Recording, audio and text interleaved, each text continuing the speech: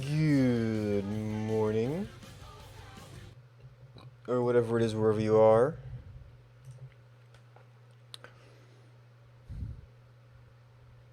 So I guess I really don't need these.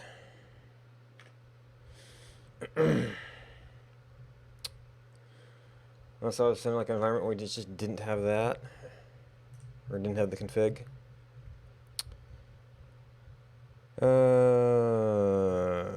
Okay.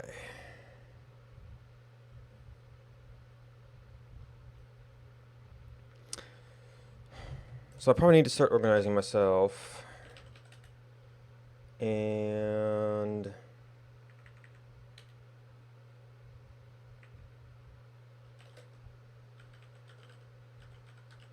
this part doesn't have a notes, so we want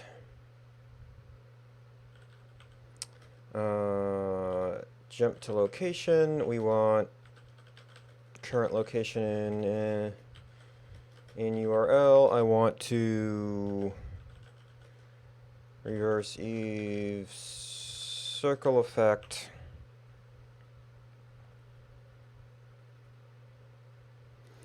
We eventually want to be able to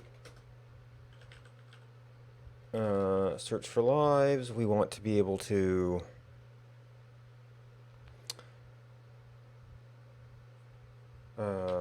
show data for other servers, show data for other time periods. Different coloration methods. Different map types. That I thought of as death, murder. Or maybe just cause of death. Maybe just death by cause.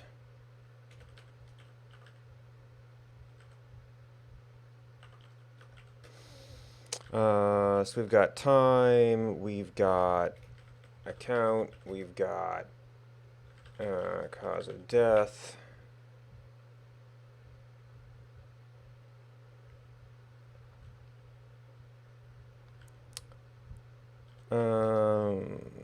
It's more of a back-end feature, but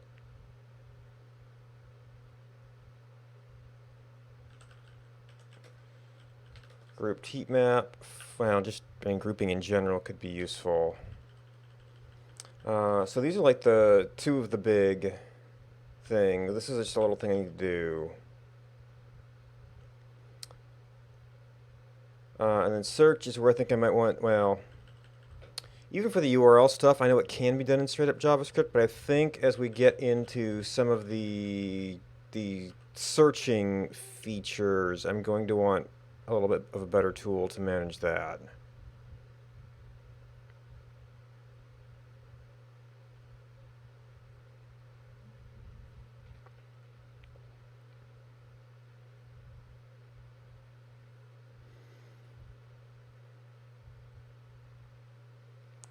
And even this stuff, I wouldn't mind having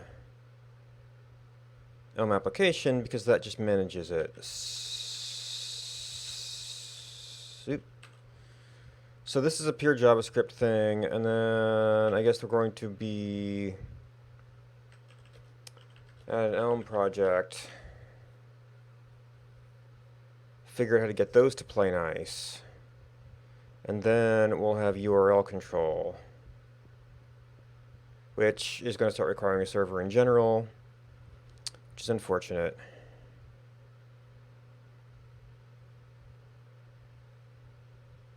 Because it does not like the file URLs.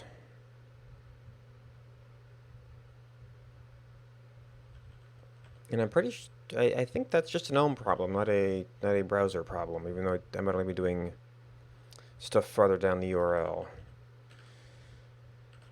Alright, OHL map. I don't really know if I called it Eve.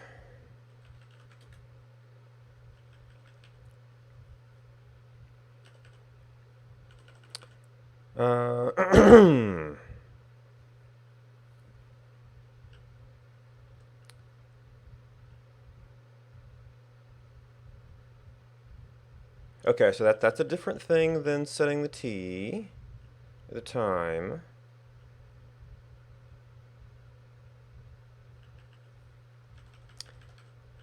Okay, so that's for static.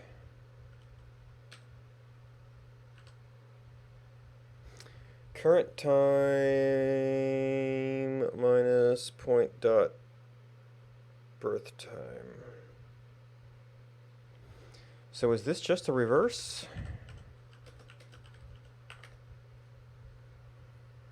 No, birth time is always before us.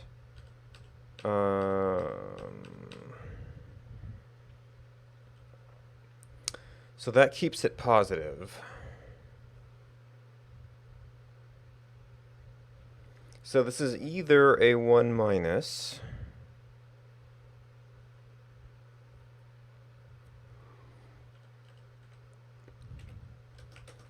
maybe just 1 minus,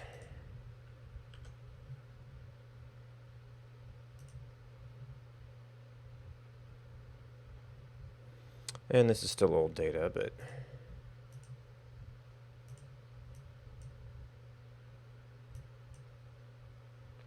okay, so yeah, that's what we want. We want the big pop when it appears, and then kind of shrinking down as it fades out.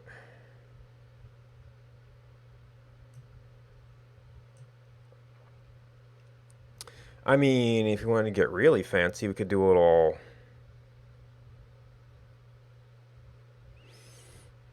We could do some fancification on it.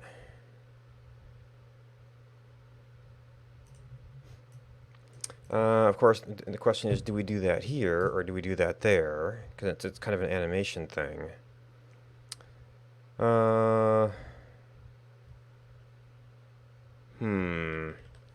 Is there a straight-up formula that could do that?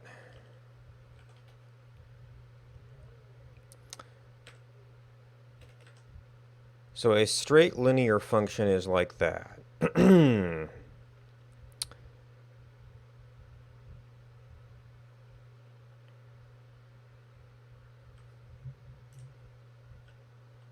So we are making that a... Well, actually, it's a 1 to 0.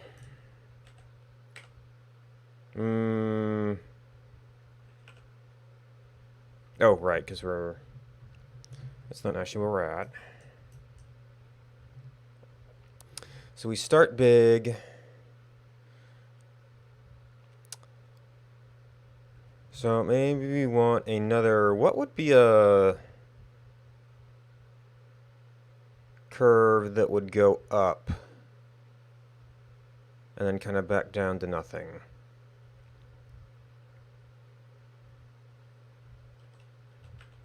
I think that's too simple.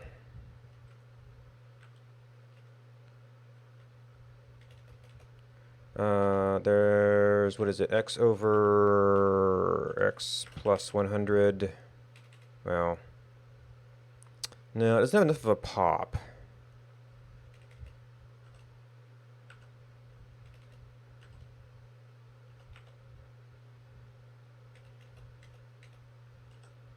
Well, I mean, x squared over x is just, oh, well, I mean, that's something.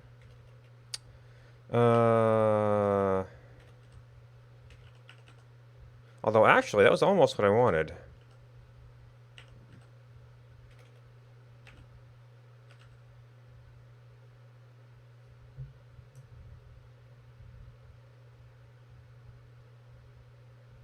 With a little bit of scaling, surprisingly enough, that's it.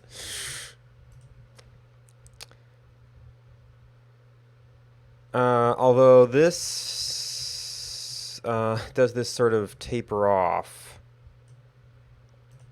which might be okay.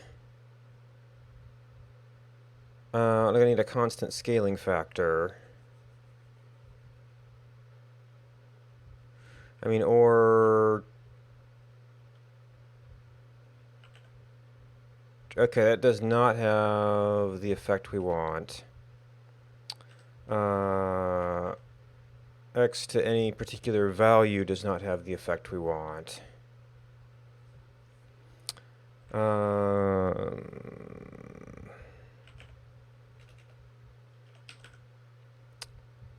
So that shrinks it down there. So actually, we want something like...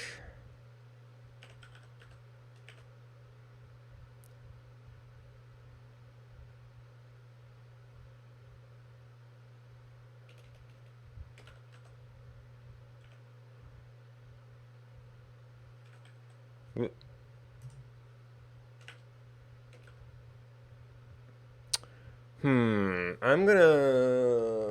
That doesn't quite fade out the way we want.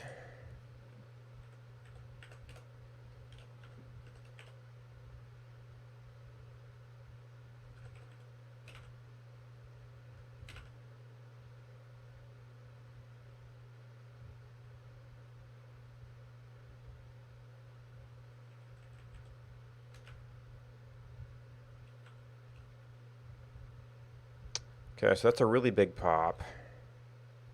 We probably don't want a huge pop.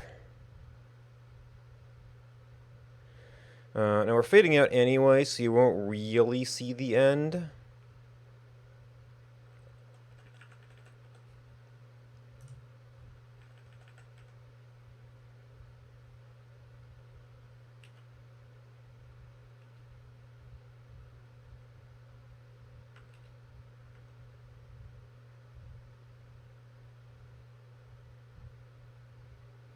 Interestingly enough, that does have a convergence here.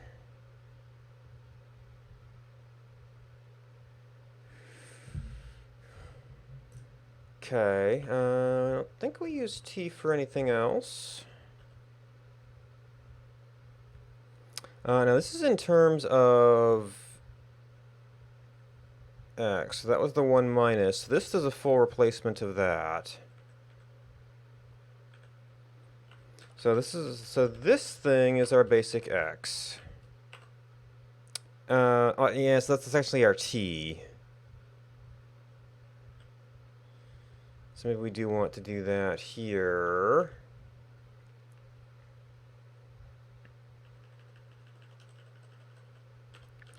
We didn't have R for anything else, right? R equals 4 times T. Math.pow 4 times T to the negative 2 times T.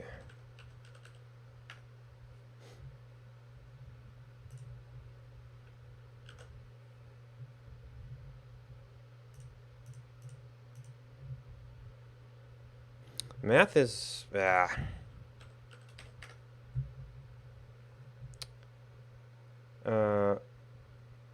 oh, that doesn't work at 1, though. Or it doesn't have the effect of... Yeah.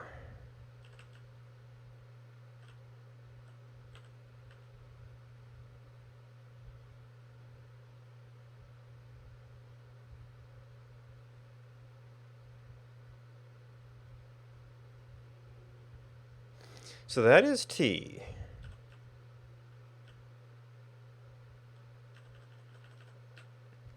That is fine.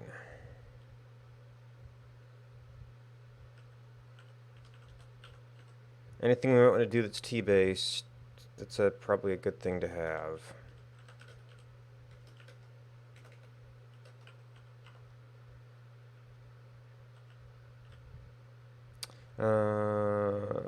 But this does only draw that if there.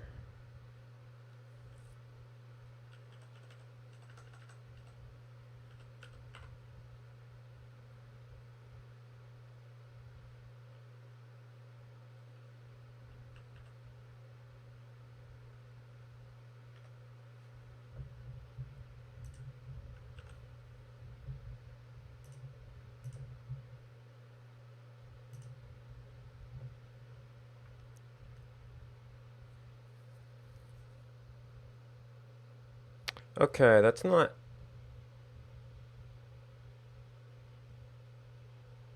quite the pop I wanted.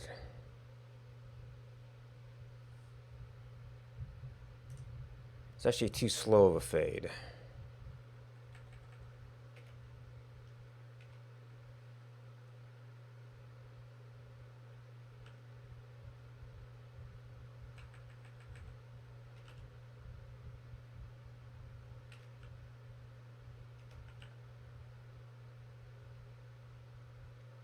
Yeah, but then the tail gets cut off too soon.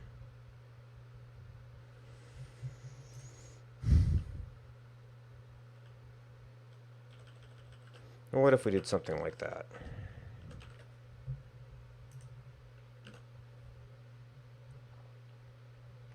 There might also be animation curves you can look up for this kind of stuff.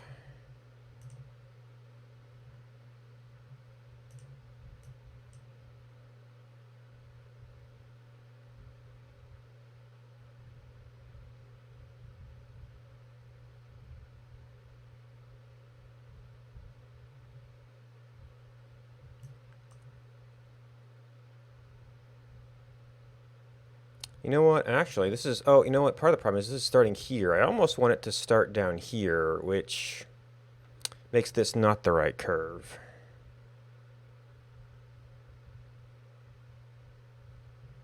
And yeah, that actually stops there.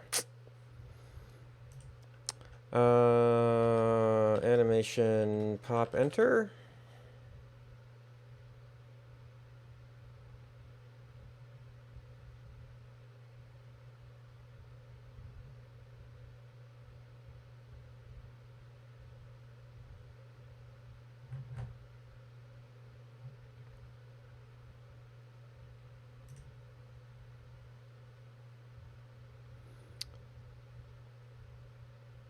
Transactions.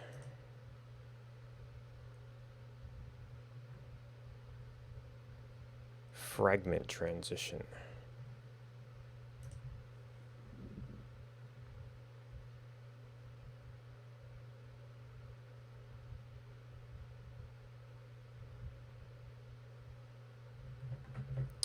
Okay, how about just...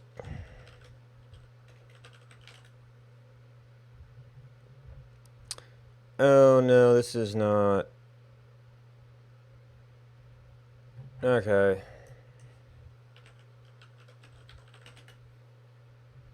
That's the wrong thing.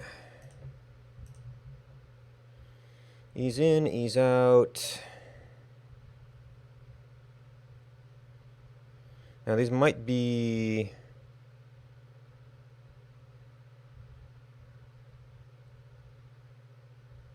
Ease in elastic? This almost feels more like an ease out elastic.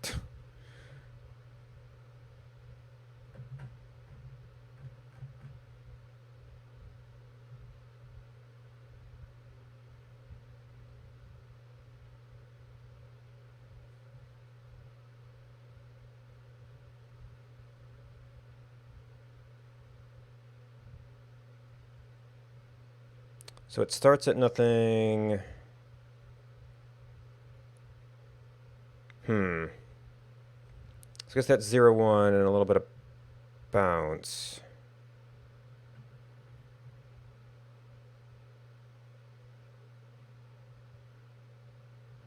So we want the little bit of bounce. That's too much bounce. Ease in, out elastic.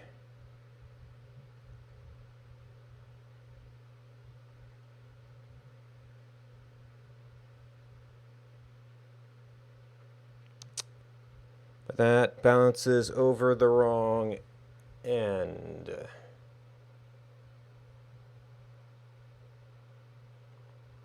So do I want, like... This is going from 0 to 1, as shown. I want to go from 0...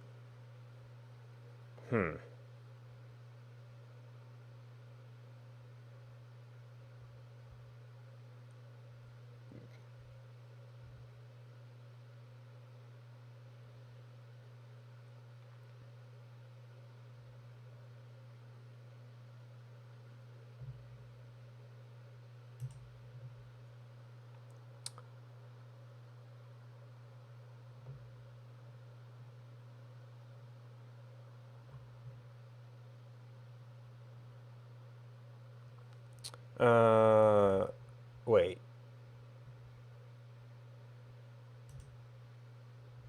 Well, I mean, this sort of tells you.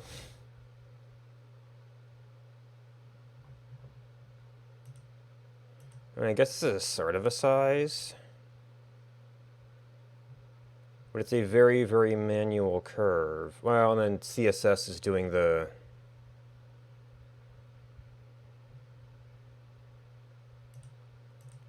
translations for us. Or the interpolations. Which doesn't tell us the actual formulas. I need using functions.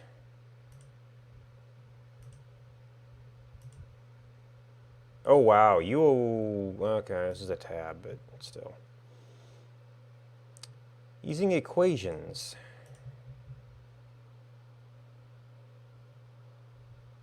Wow, Flash.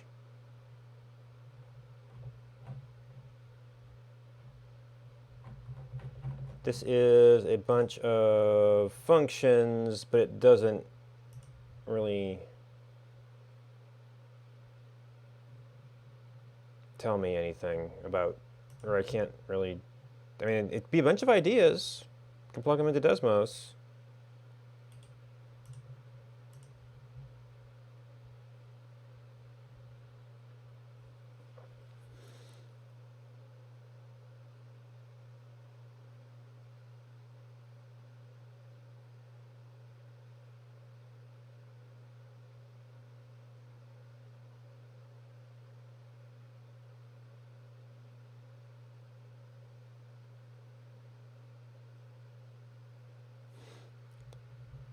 So maybe something like that?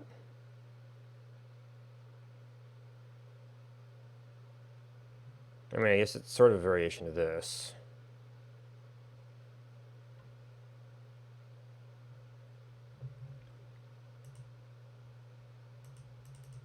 But it doesn't tell us what these formulas are.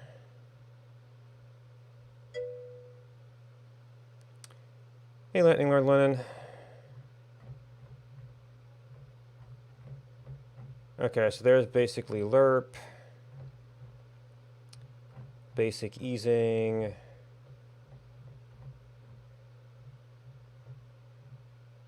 it's sort of an offset spike.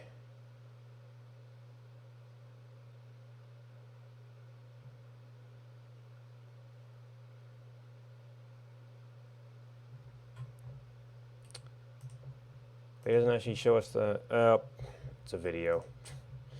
Like that really, using functions in processing.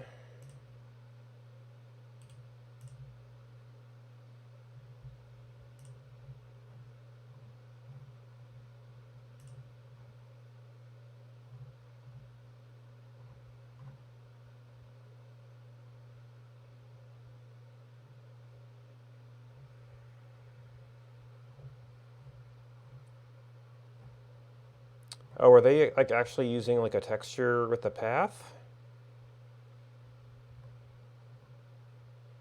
Or is he just trying to describe?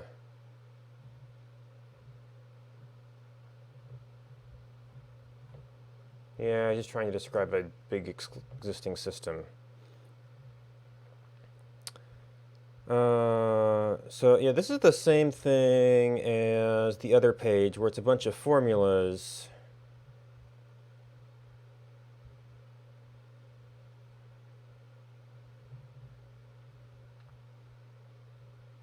Acceleration until halfway, then deceleration.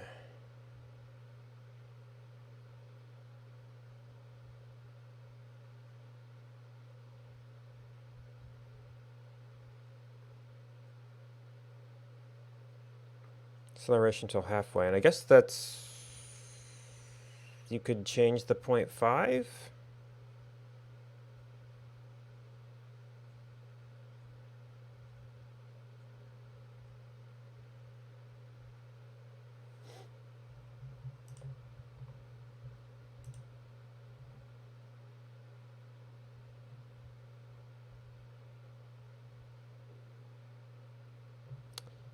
Easing function generator.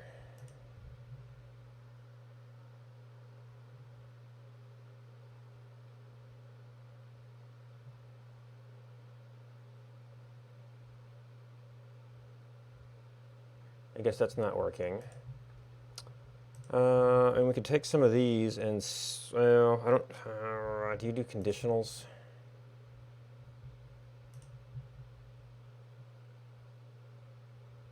Restrictions?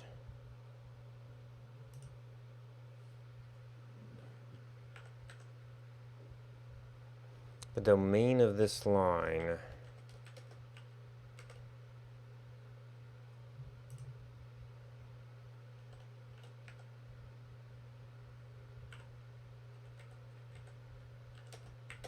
Okay, apparently you can do that.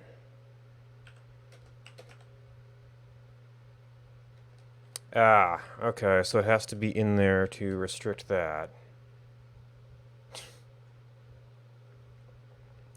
So we could graph 2-point curves there, I guess. Oh, I was so zoomed out I couldn't even see that. So we could do 2 curves that did the 2 parts of that. So this is t to the 5th and t to the 4th.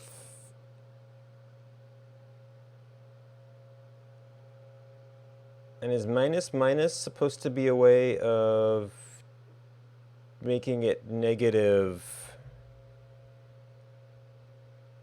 Like an optimized way of making it negative?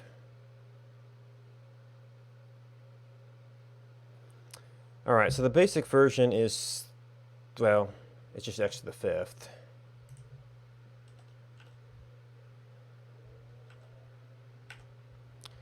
X to the 5th, boop.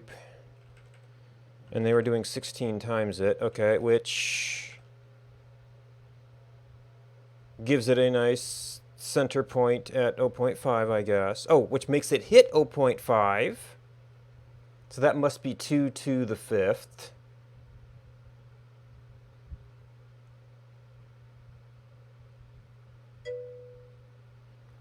I want to have kind of a, I was thinking it might be nice. I mean, I've kind of got something here, but I don't quite. I want like a little bit more pop on the entry.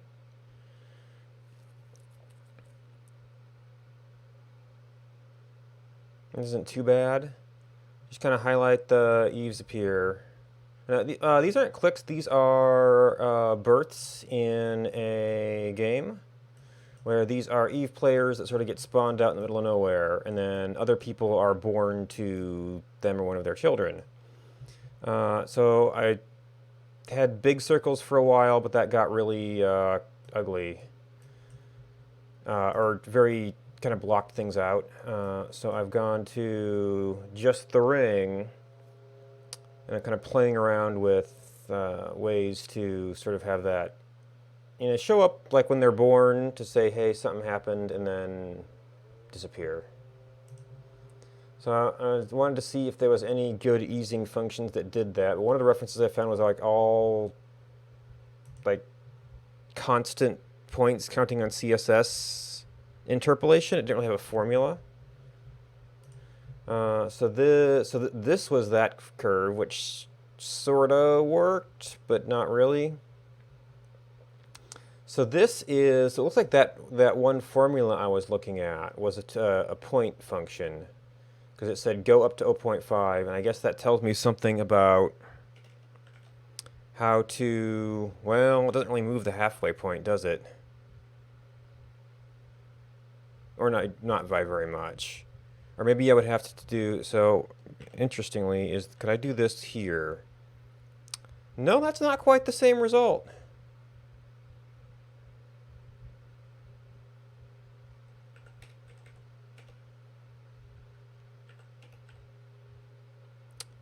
So that might be 2 to the 4th? Okay, so it's 2 to the n power minus 1 for that. So if we did like 6, 5, yep, that still keeps it at there. Oh, that would put the intercept at here, actually. Okay. So this would presumably put it... Well, those aren't necessarily useful spots.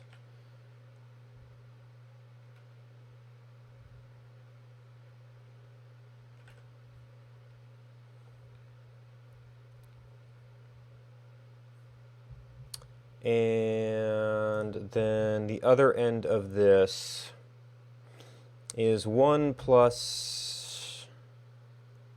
Well, that's minus minus, which isn't the same as negative.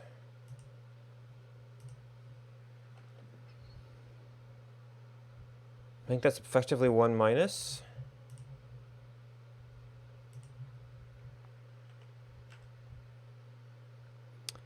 $16, no. X minus 1 is what that is. And they were doing 5, I think. And then this was 1 minus.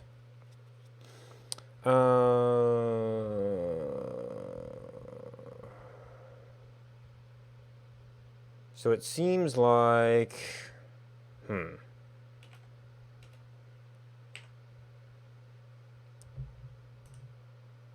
Oh, no, it was 1 plus.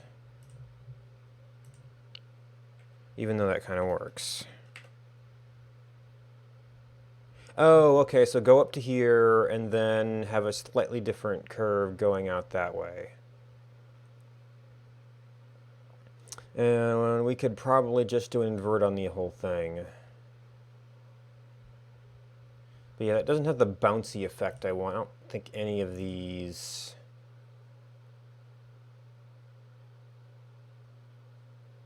Yeah, none of these have that sort of overshoot.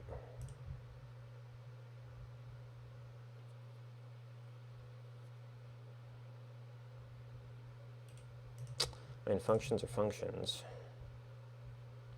Quadratic, cubic... Well, it's a little bit elastic.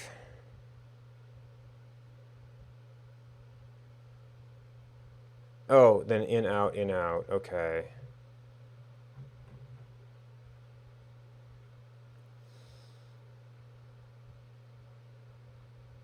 And whether this is an in or an out.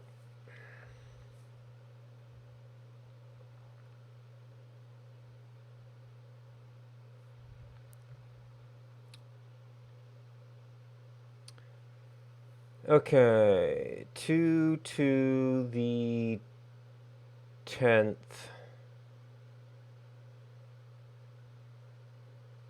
of 10 to the k minus 1.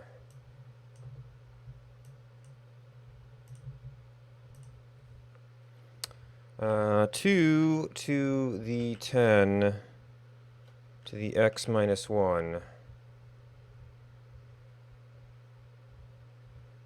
Okay, as a piece of that. Times, sine of x minus 0.1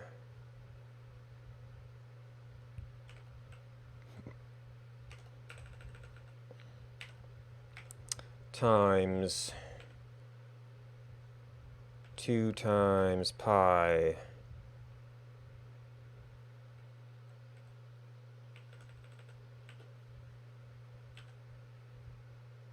divided by 0.4.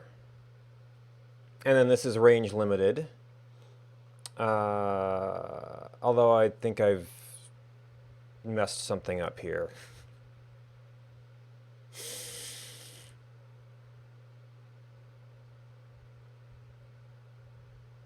Oh, they did a minus equal again. And I think I missed that one as well.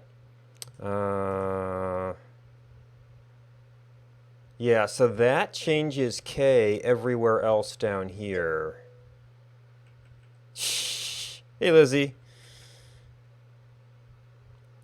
Oh, and that this is in the wrong spot.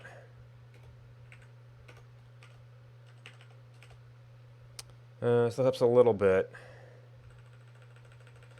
And then every other here, because they did that modification every other, so actually this would be 1.1, effectively.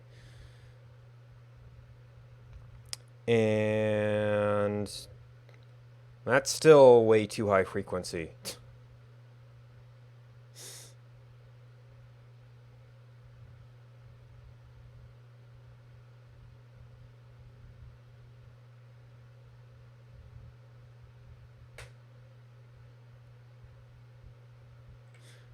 Oh, and this whole thing is negative. No, that...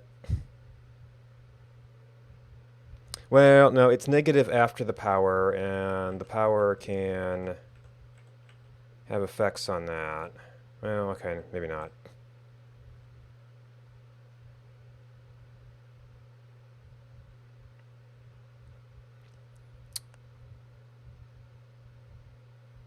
You know what? Actually, this divided by 0.4 is probably off here.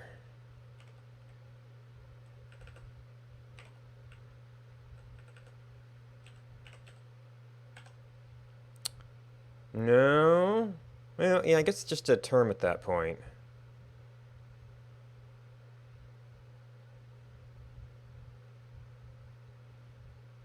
They minus equaled k, so it's one less.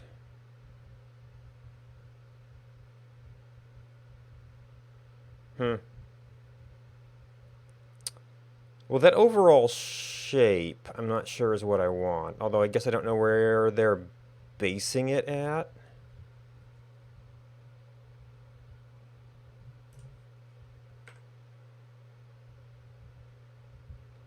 We can play around with elements of it. So 2 to the 10 to the x minus 1 is an interesting little curve. And now we're not really sure. Oop. So we got something like that, except that they scaled it all. That's basically, yeah, that's basically a scaling factor at that point.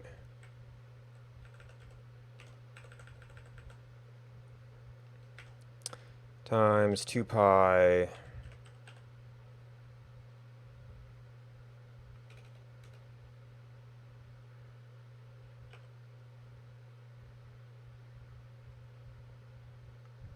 And that was actually... okay, so this thing is moderating the sine curve in some way. The minus equal... that hardly had any effect.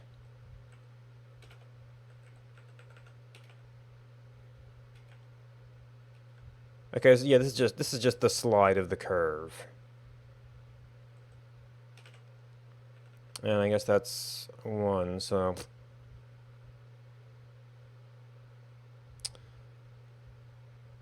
I mean, I guess the sine would have a little bit of the function.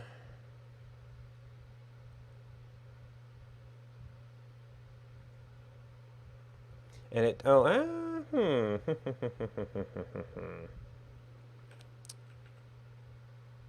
So if we played around with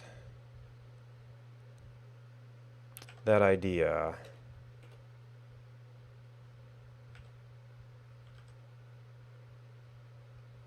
So that puts it into 0, 1. So we do...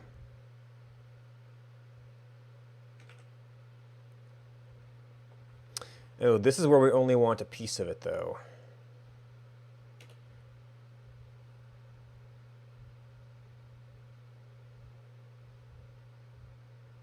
So that would have to be conditionally limited?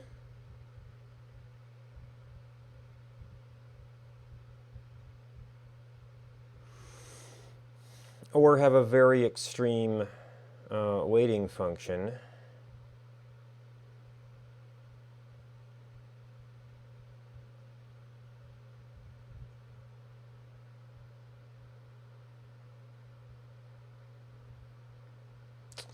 Yes, the problem with that is it repeats.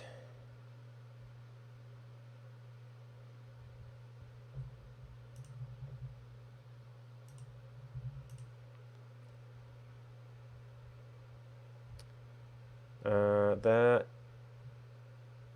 is a simple comparison test.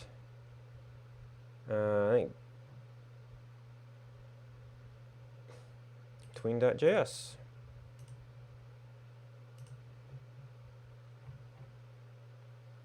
I don't suppose you have examples.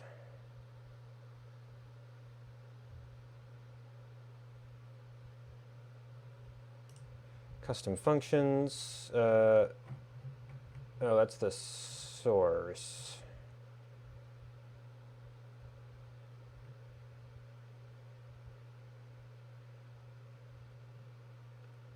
Custom using functions.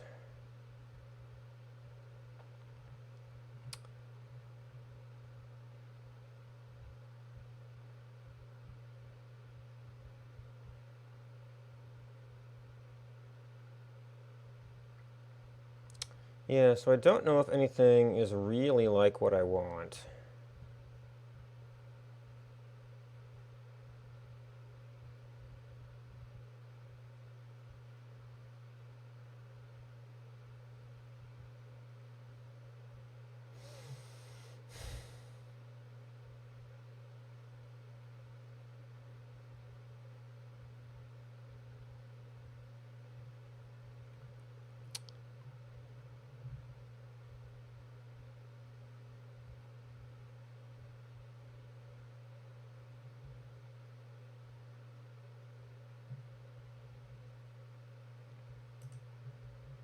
And of course, the problem with this is it's visualized, but there's no reference to which code is which.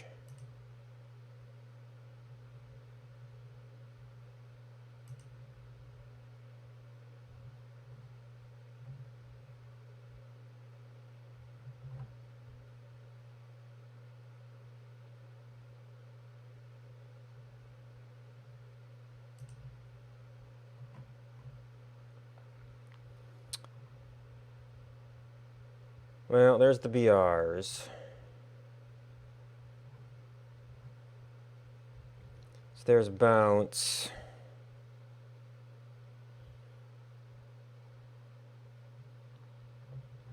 And the original thing was pointing at where they got some of them from.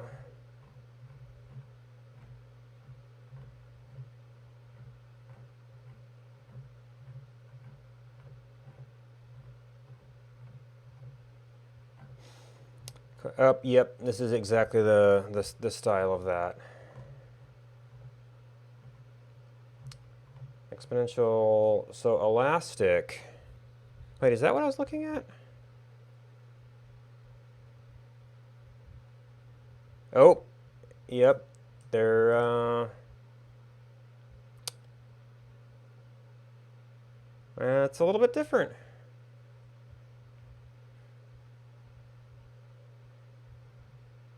But I also think that I'm not finding curves that I want. So this might just have to be good enough.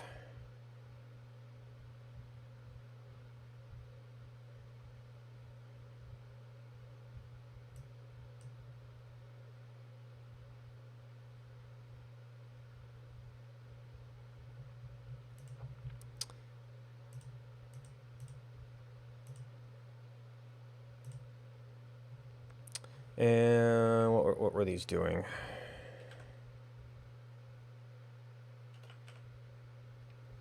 Okay, so that's making it pop bigger, and and then you were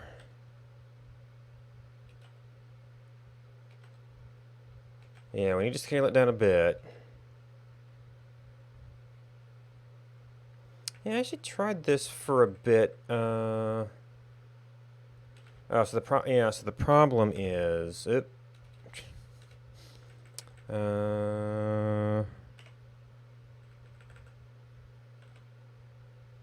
Yeah, so that's too much.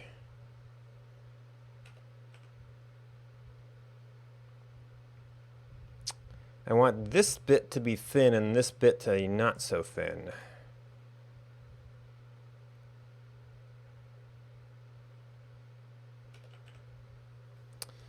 But this particular formulation, well, can we do something like...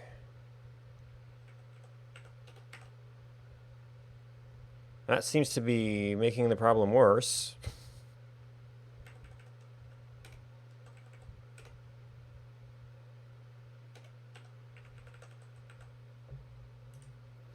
Yeah, some success.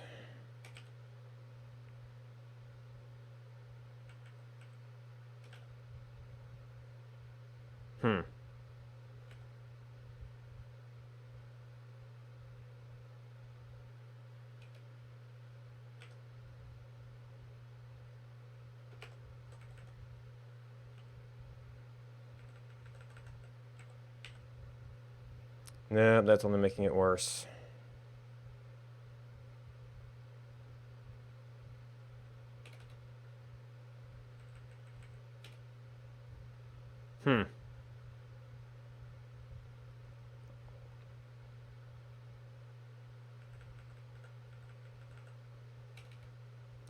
Okay, so offsetting that doesn't seem to work.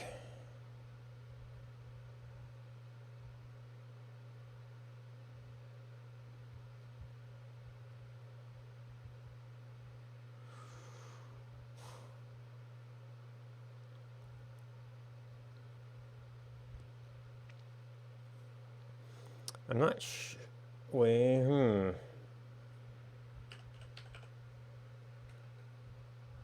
Well, that does start to get the pop up.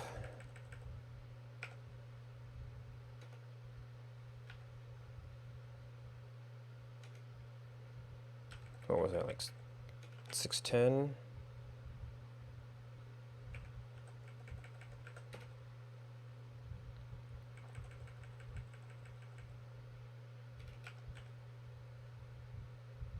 Although we've got the immediate drop off again.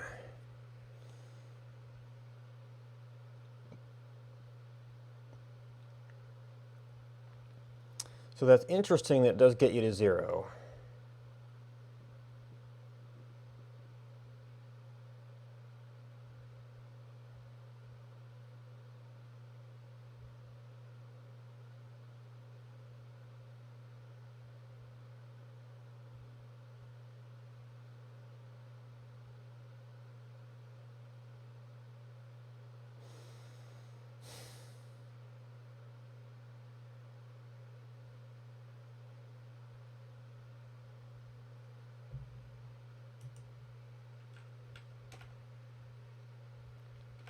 And that also tends to blow up the curve.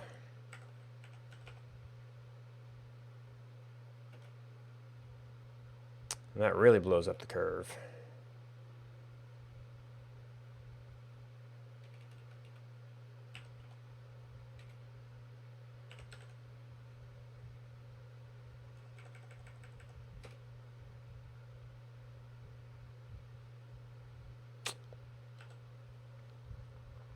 How else would I get that sort of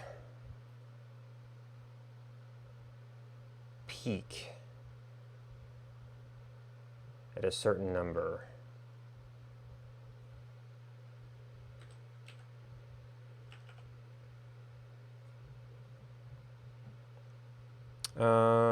It's not quite right. What am I thinking of?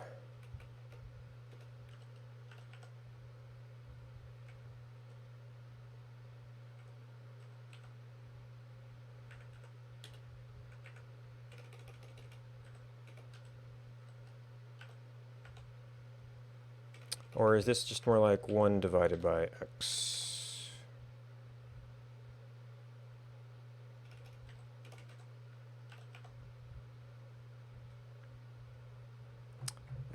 That's an infinite, though. I don't necessarily want infinite.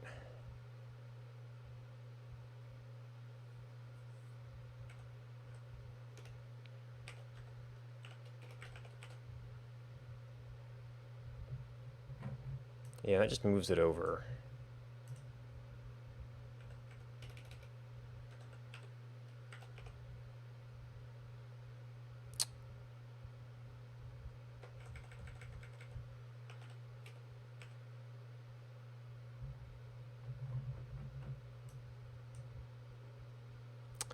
Uh,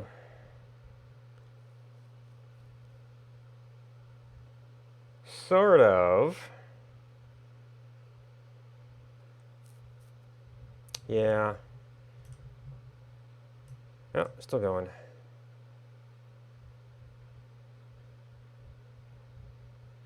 We may just have to stick with this. Because this is kind of a big diversion from what I really wanted to work on. I thought it'd be simple as like, oh, well, wouldn't it be nice if it popped?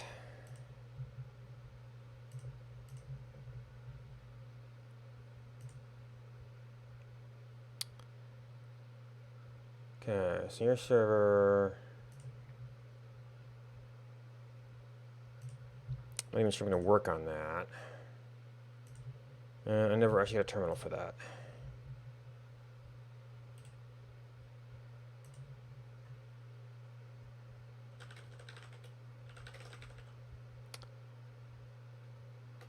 Did I forget about some other stuff? Okay, well... Config, we added some versions. Oh, I did forget about some other stuff.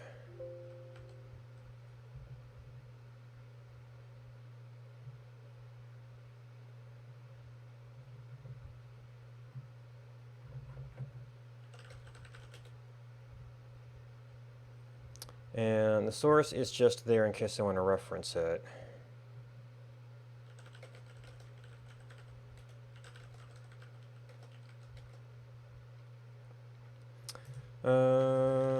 Config, probably an okay default state.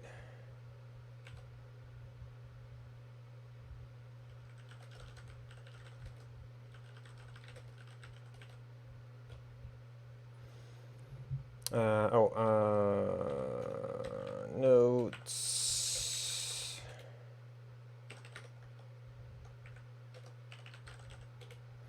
So we reversed that.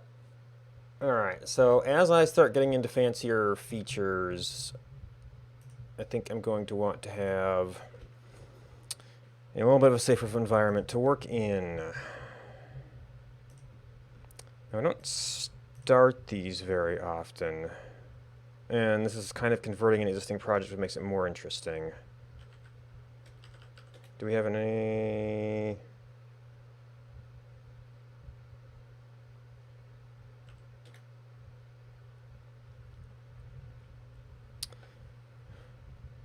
All right, so we've got a basic file. Probably gonna end up looking a little bit like the thing I just closed.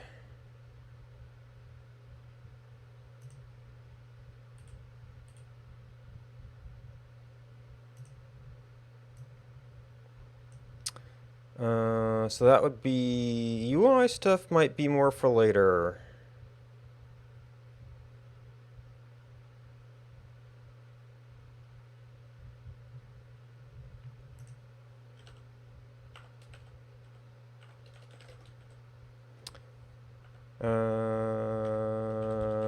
PWD public.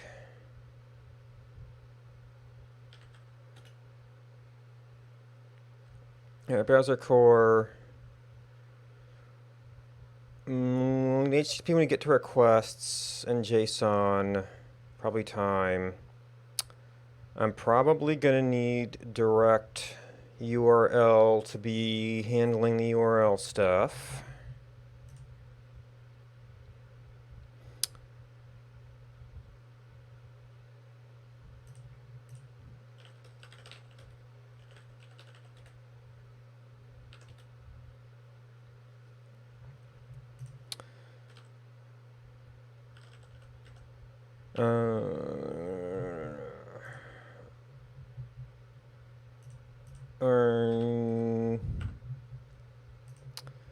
Well, maybe I can... Not sure if I'll get attributes out of this. It's still on Windows.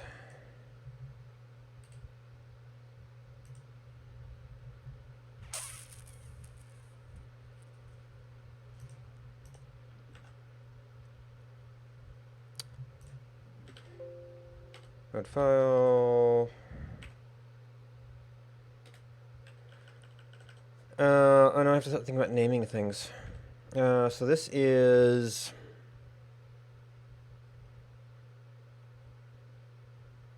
like map UI.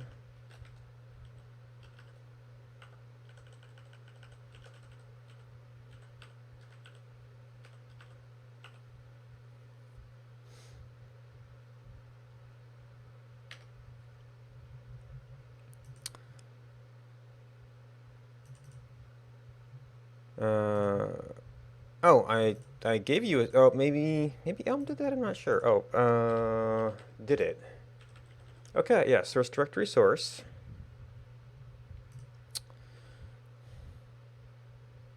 That may have actually changed since 18.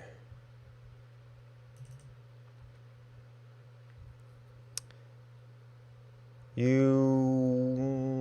may very well need a config file. And I'm eventually going to need that.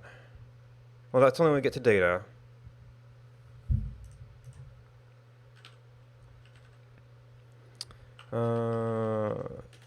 So right now, we just need to be able to boot this up. Now, the timing on this, well, I guess we could,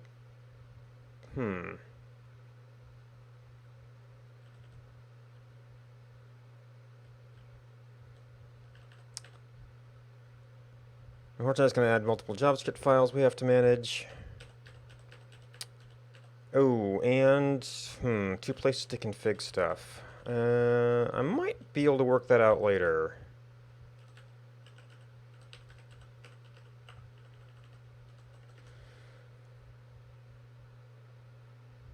Don't worry about that just yet. And then, I guess I've got a script.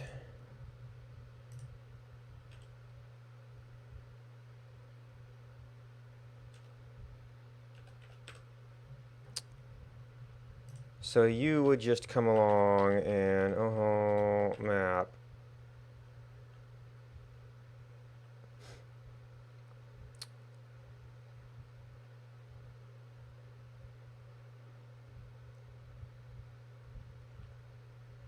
Yeah, so I probably need to work over the initialization of some of this stuff.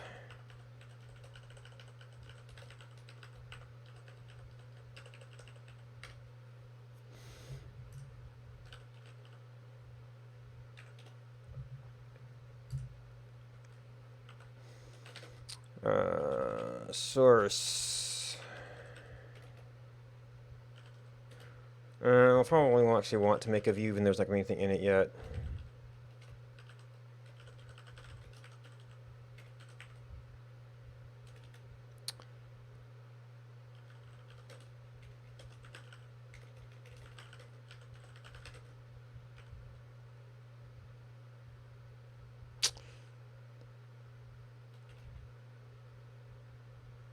Okay, I don't know if you have anything yet. We're going to need browser, I'm pretty sure. We're going to need...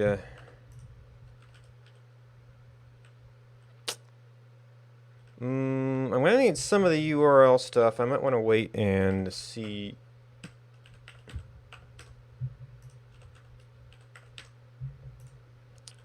how much. I think we need... I'm not sure if I need that yet. I need you later, I'll need you later. Probably need you later.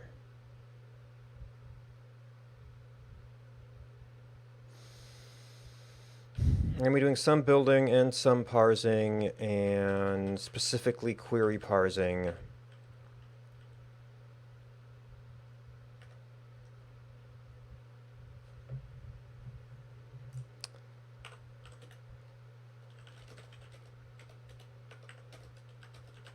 UI. Don't have text, don't have lives. For URL processing, we're going to need current URL. And navigate.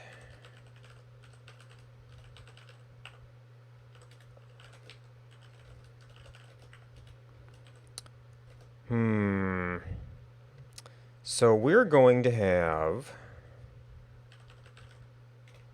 a location. We're going to have a navigation key.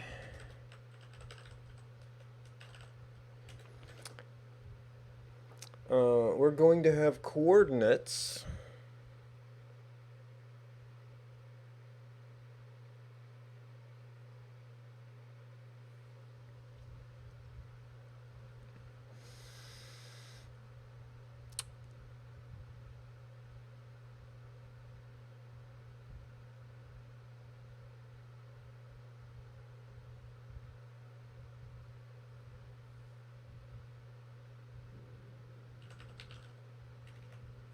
Well, not location. And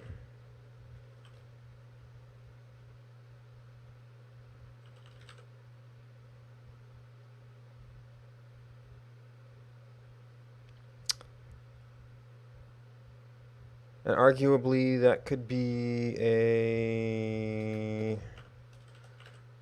And I could call that a lat long. Although then it would be lat long instead of XY.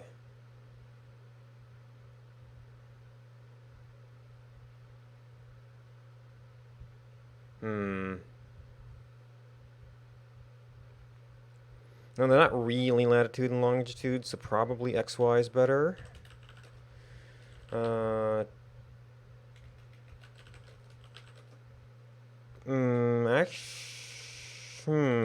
point could be an XYZ.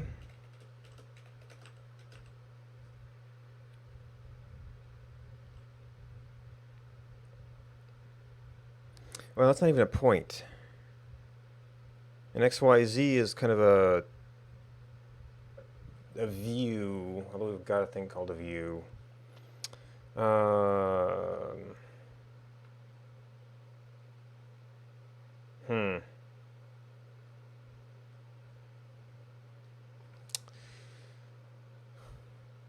Do we care about naming the parts?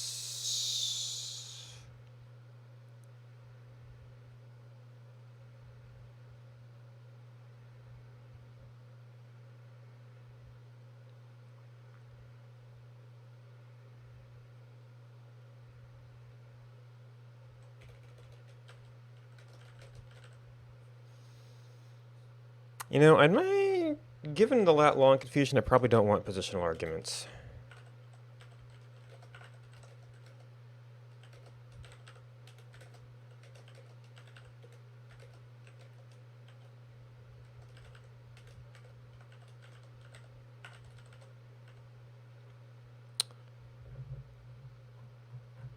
Alright. This is pretty rote. That is somewhat rote.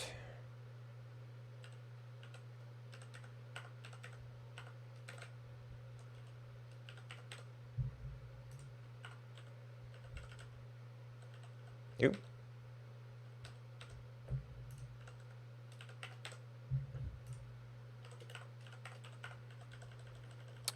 Subscriptions, view.document, navigate current URL.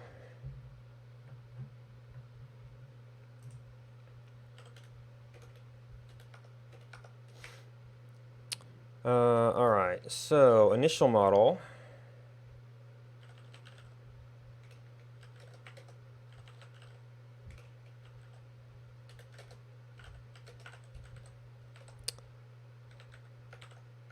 Navigation key equals key.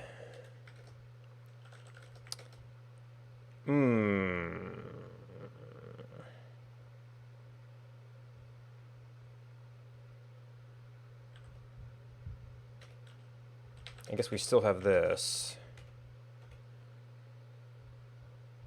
Well, it wouldn't be zoom 0.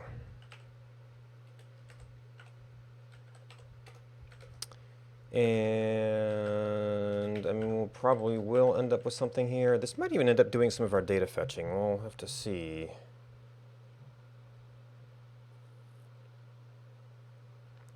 Oh, I had some route stuff here. We'll have to see if we need that.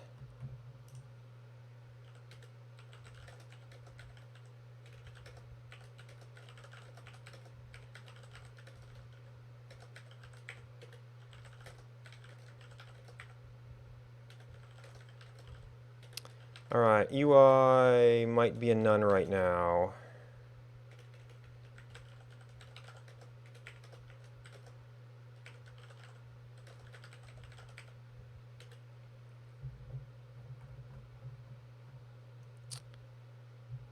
Current URL, navigate.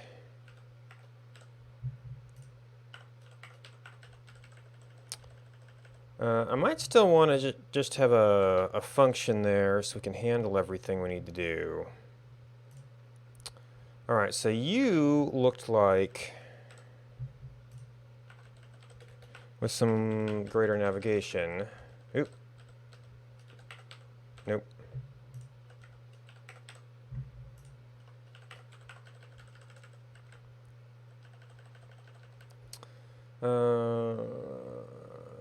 So there might, in fact, be a case for doing some of this stuff later. But what we'll run right now...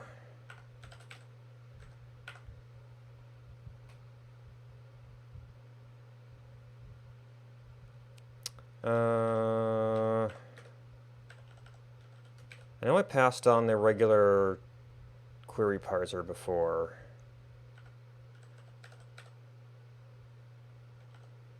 Now these are all going to be maybes.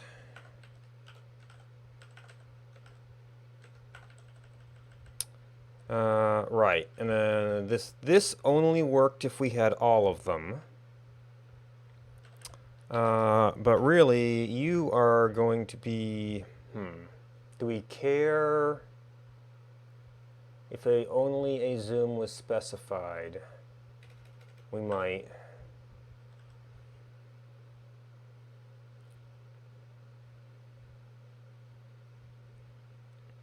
Because that could end up affecting...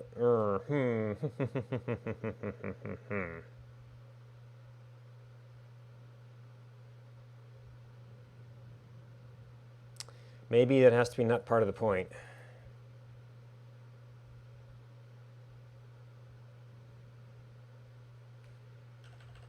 This is a maybe X and a maybe Y and a maybe Z or maybe zoom. Location equals location. We don't have a mode.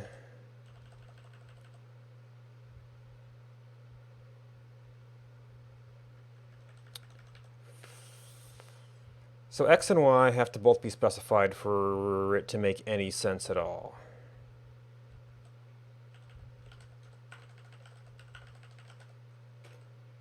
I mean, I guess I could just require the zoom. That would be the simple case.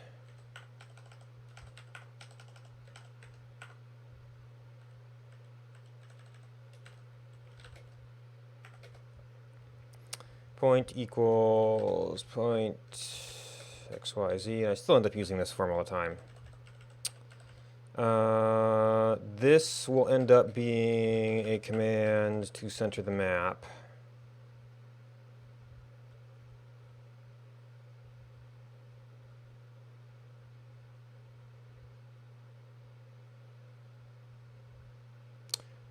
Oh, so on startup, we might need that. I may have to take out the auto centering on monument until I can get that in here.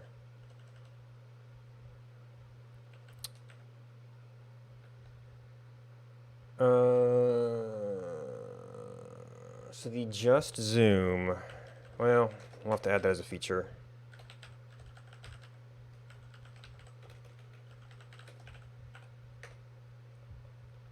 Actually, the default if, oh, that doesn't, that makes it not a maybe.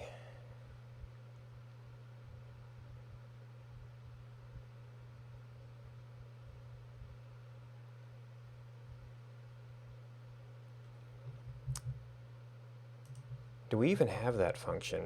No, I'm still in dark mode. And the Elm site doesn't like that, and Firefox will not switch out of dark mode.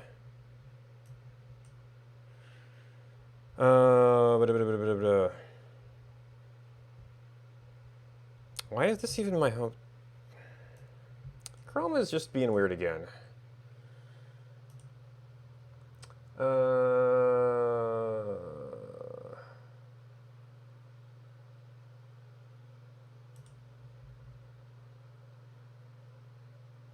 Where is...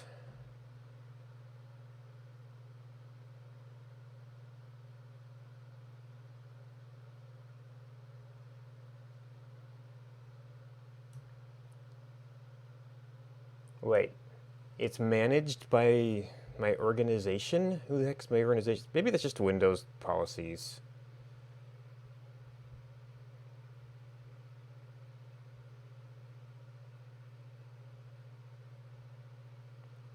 I'll have to look into that later. Where is...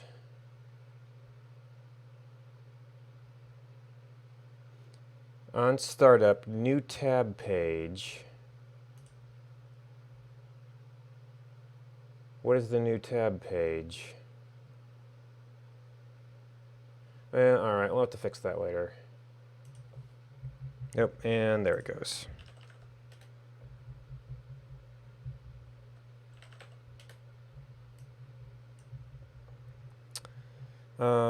So we were looking up... Oh no, actually that's just Elm. Can we take... Well, I guess it wouldn't even make sense to turn... I mean, yeah, we could do it with in then. Would it even make sense, though, if we're just going to default it?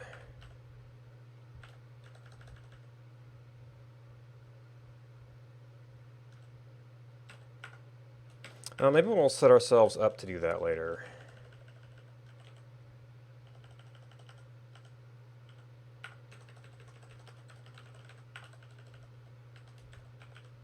Actually, for specifying a point, we probably want...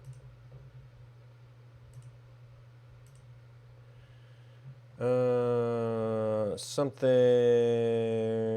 more like 24?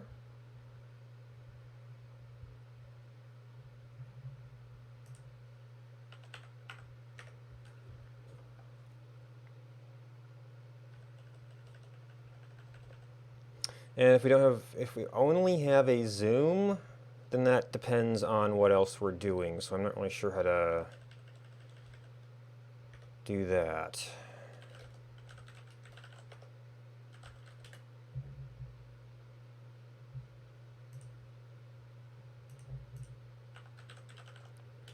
All right, so our framework, well, this was, So that's fine. This was using a different package, which we might end up doing something with. We don't need to right now. So we need message, browser. This is the stuff we don't have yet. We might need some of that stuff.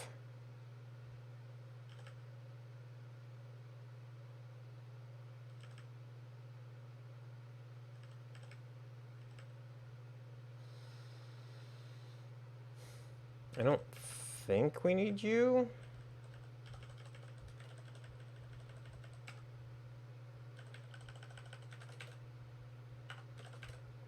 Oh, this has to be an app, which means it's going to take over the document, which means I have to revisit how we're inserting our core elements here. And maybe this is where we revisit doing that. Okay, so view model.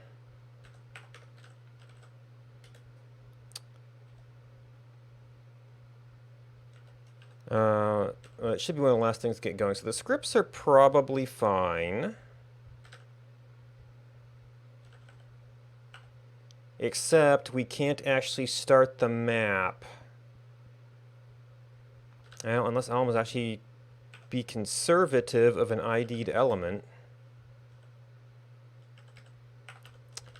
html.div, html.attributes.id. Oh, that's that ID. We need keyed.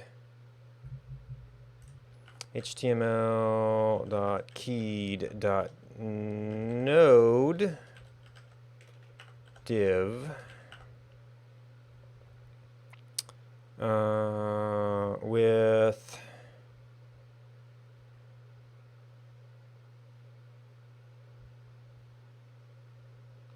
so you did a container that contained that element. And it might be okay. Oh, but yes. This is the container of that element.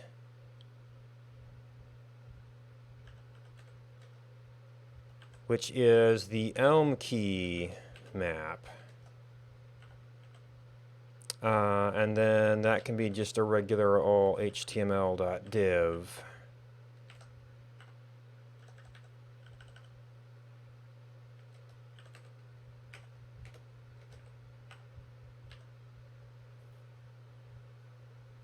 And our map node.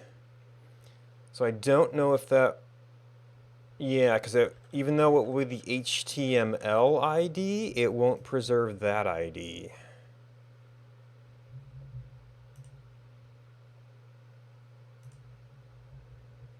And we're going to need a couple new terminals for you.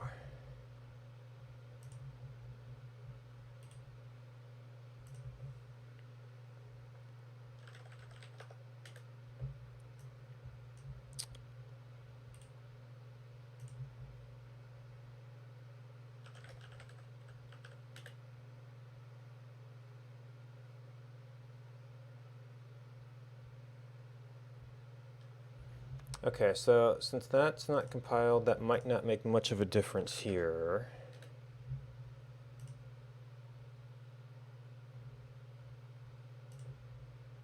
Yeah. It's undefined. Okay, that's just a typo. Location. Oh, I never got all the way through my file.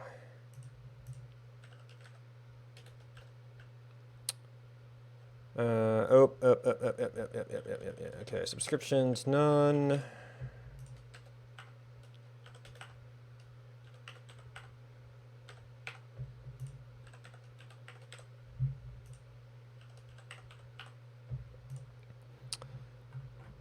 Fetch we'll do later. Query URL.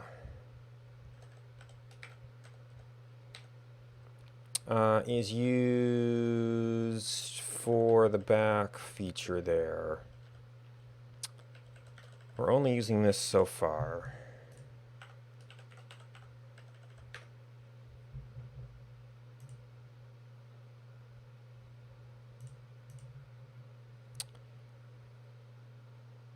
Oh, so center is probably the better term.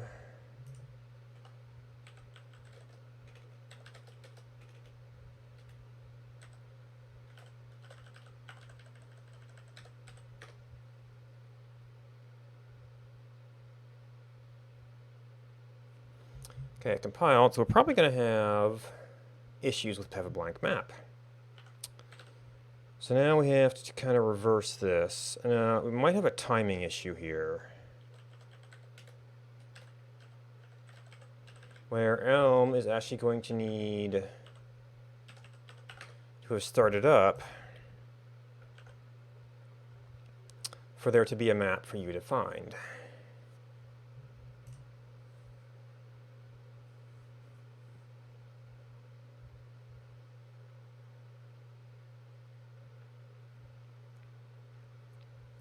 And ports are going to be a whole big issue here, but we pretty much have to put this entire thing into some sort of deferred and maybe wake it up once Elm has rendered.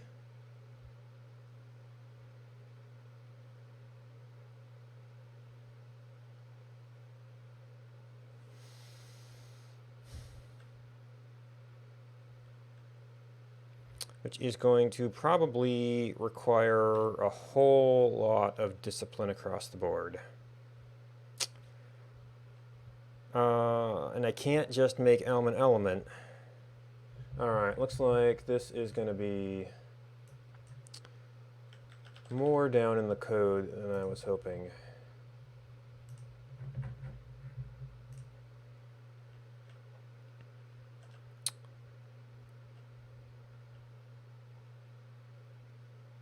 So all this stuff has to be deferred.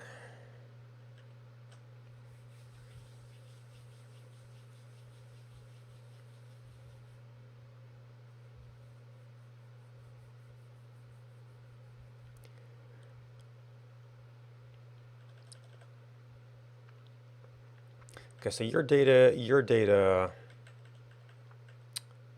you actually don't matter.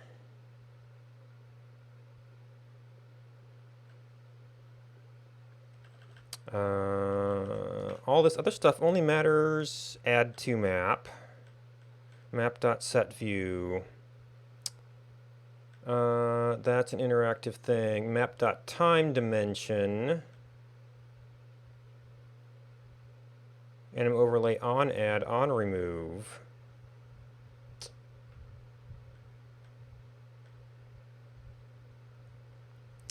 Layers control add to map.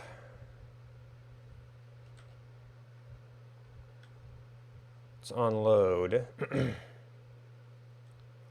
And add to map.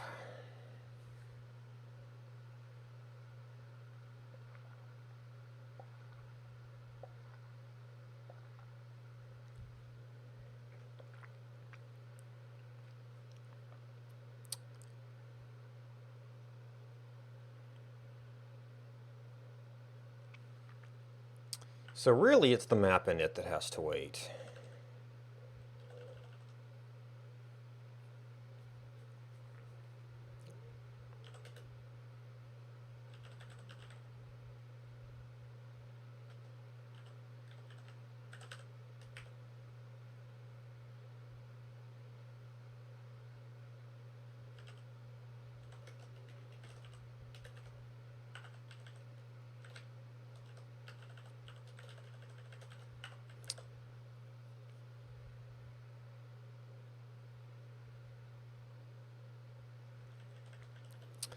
All right.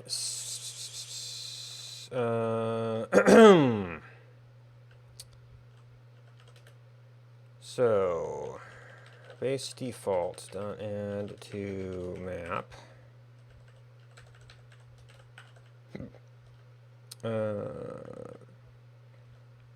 So those are added by default. That was some test code. Default view, which could almost just wait on Elm in general. This is on monument layer add. Now we were previously adding a layer on start. Time dimension.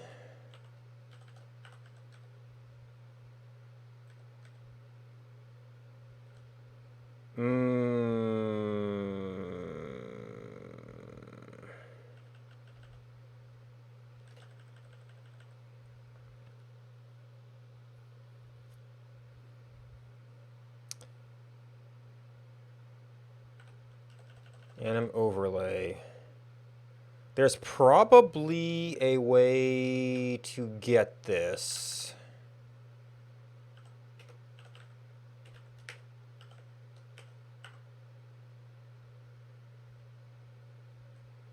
From the object. Center marker. And we've got a bunch of controls.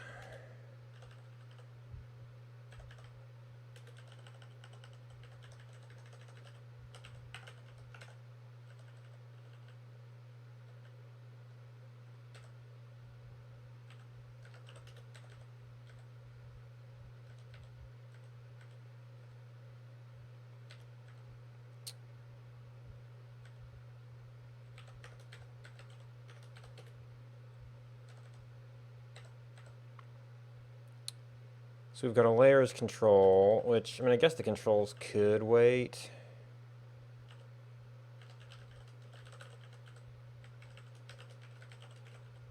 Until we're done.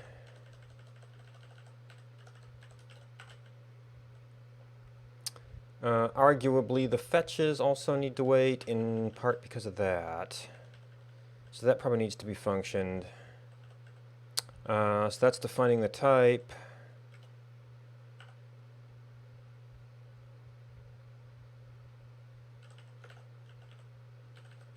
What about our other one? Layers control.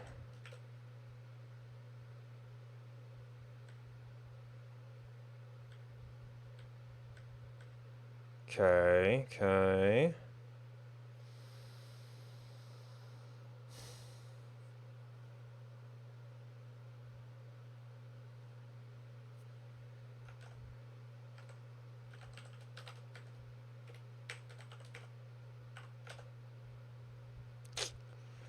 Where do I define you? I think we're going to have to...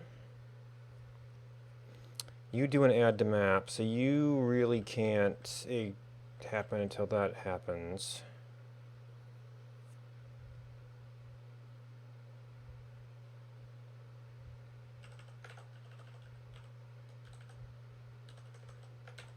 But we have to have this at this scale.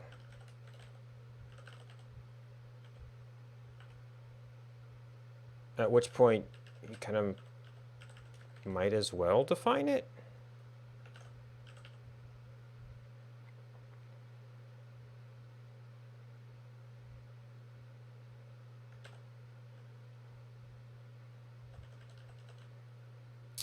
Okay, we define that. Actually,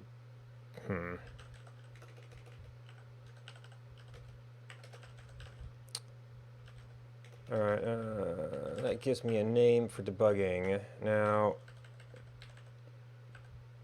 okay, so it's just the highlighting not being bright. I was having trouble in the HTML file. It's just getting big. Alright, so the quick and dirty way to do this, just to get us started. Oh, I guess having that be a argument isn't so good now. T.addLayer is not a function.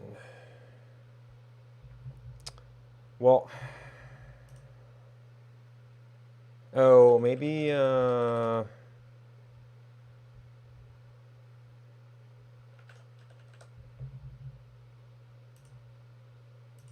we just need...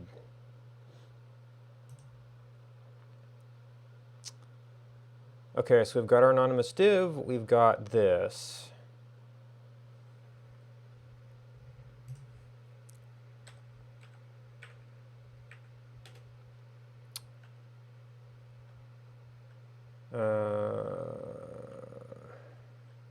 On monument layer add. Yeah, so we've still got some fetches kicking off here.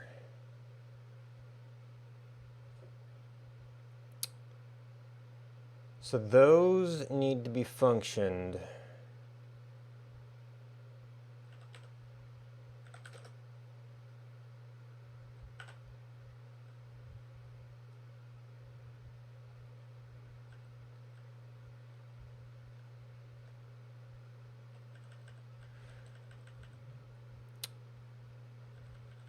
That's the only thing we're doing is servers right now, which probably needs to be changed a little bit better.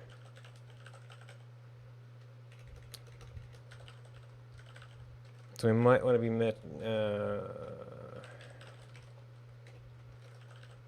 managing that in Elm as well.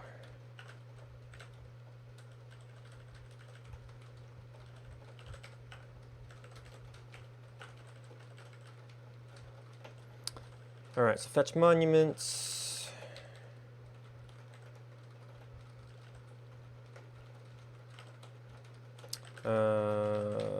fetch, wait.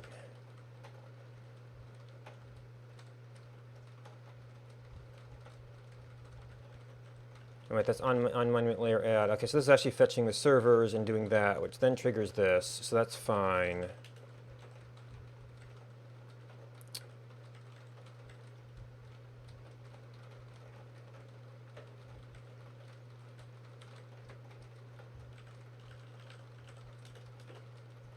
Require anim overlay add. Okay, yeah, that one's fine. Actually, maybe that's their only fetch. Unexpected token.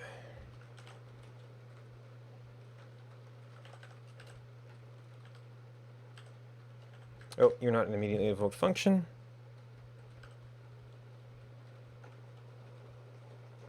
Okay, so now we're just missing. So leaflet identified this. Oh, we never call this. Well, no, it should still do base layers. That was just servers and monuments.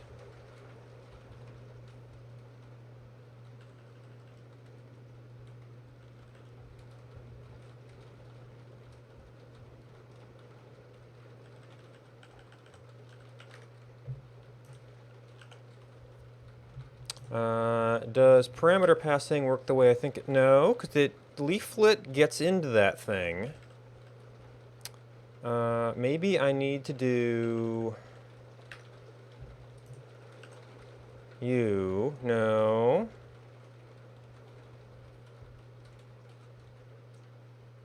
So leaflet's getting in there.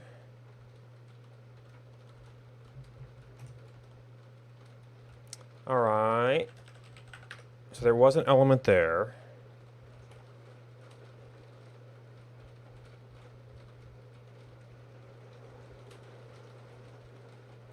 Okay, so it is able to work with a top-level element.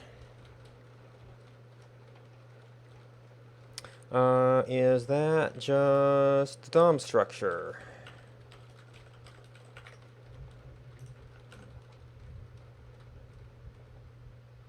Ah, so it's not able to apply, say,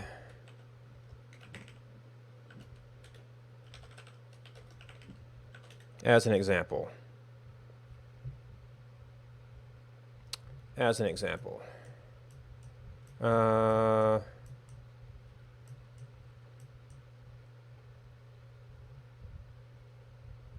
So there's definitely still some problems there. That's not all of it. Oh, do you need to be perhaps be...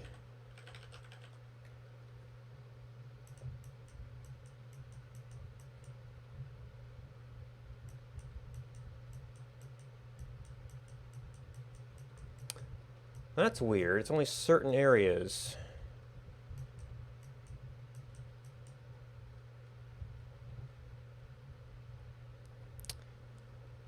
Yeah. Well, I did have some style stuff here. Width, position, overflow hidden, margin 0.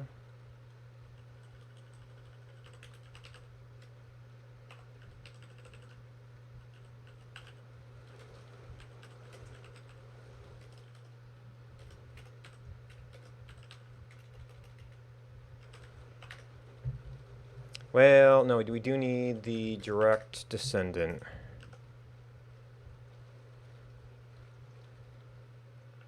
Oh, yeah, we've got a timer.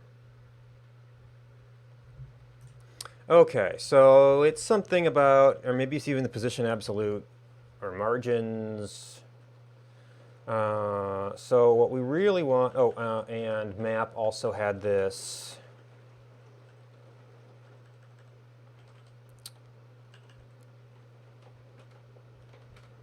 So this is going to be something like, well, we may have to adjust these as we add other things.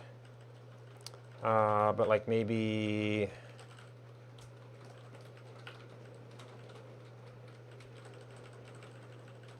I guess I am curious about exactly what things we really need.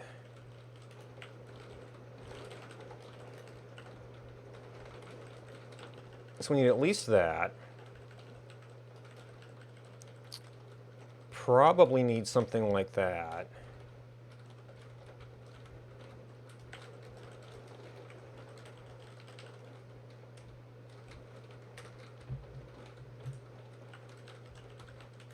And timeout. You don't even need a timeout.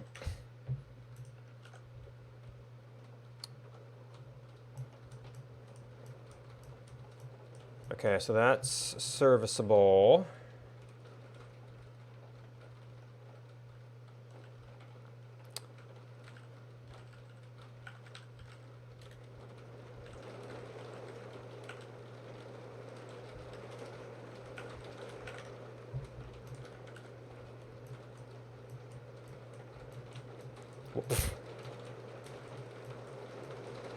Huh. The element properties didn't do it, but that's fine.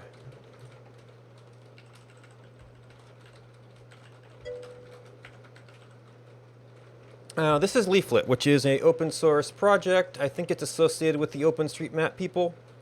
That's one of the prominent layers. So yeah, the viewer is entirely off the shelf. Well, I mean, I tweaked over a few things there. I, however, modified a game engine to spit out all the tiles it's using. And well, things are a little bit messed up right now because I'm working on stuff. But I also yeah, actually this is broken too. Graticle is another open source layer, or yeah. And I have to get my data working as I'm breaking stuff right now.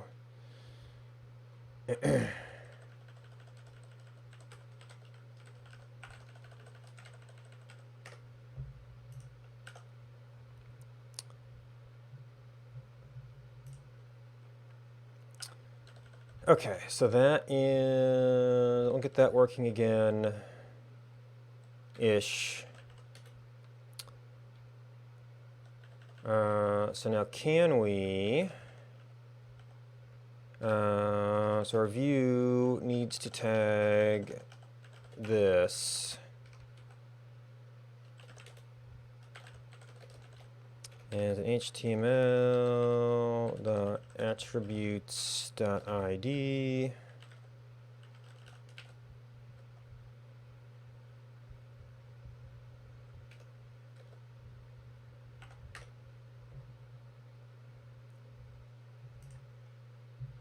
And we need to make sure that compiles.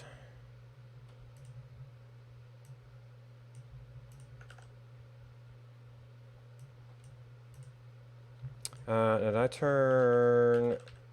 I did not. Okay.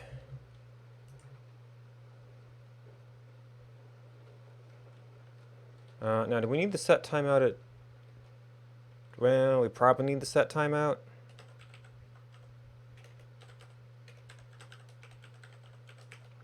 But maybe Elm is actually being conservative on that element. And okay. Base. Oh, right, because I added a bunch of other stuff that depends on this. So, at best, we could call it in here.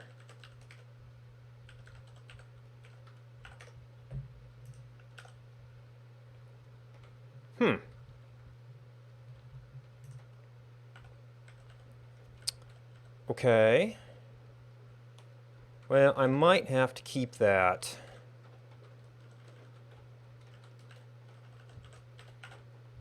As a function, just in case. Or I might want to wait until Elm gets fully set up. Okay, but I did defer some data loading there.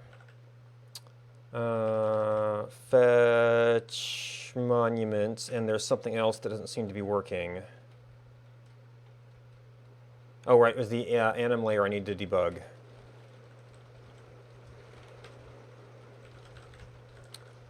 Fetch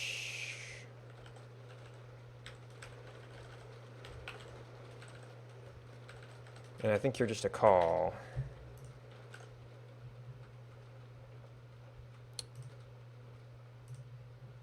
Huh. T.add layer. Okay, so something.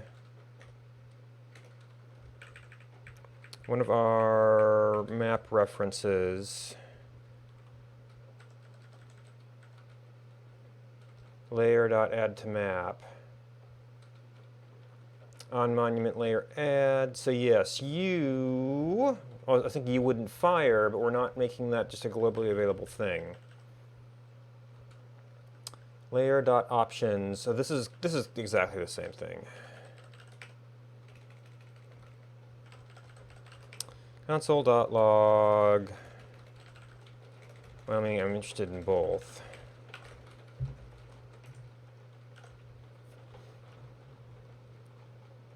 Okay, this is before we get there. This might be my other one.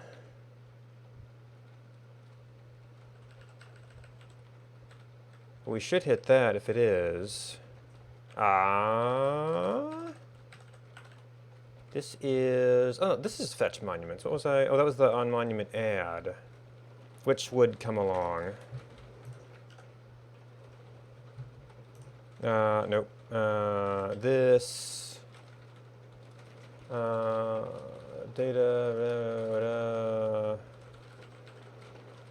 overlays title. Okay, so that's window. That's not going to help us.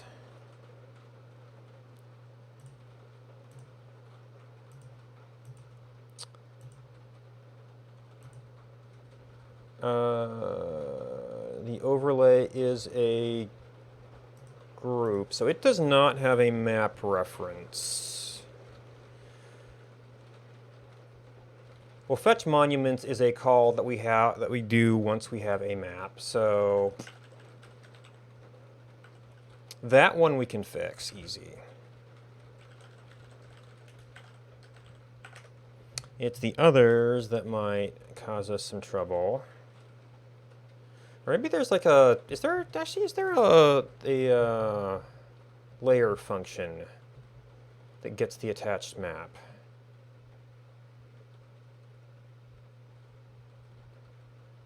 Map methods. Base class. Add, remove, add to, remove from.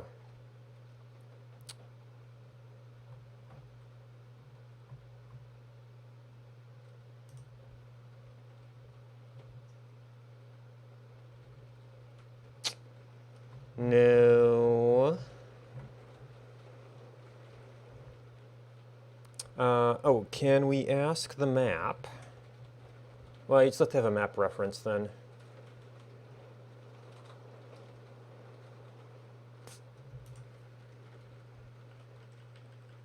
But that does, yeah, putting it on the object does make for a circular reference.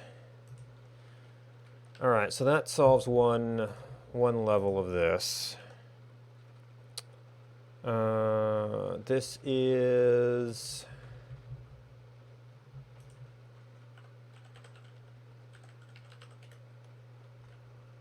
All right, so this is on monument layer add with an event. So we have this in a layer. Okay, so it's not setting the this to something useful.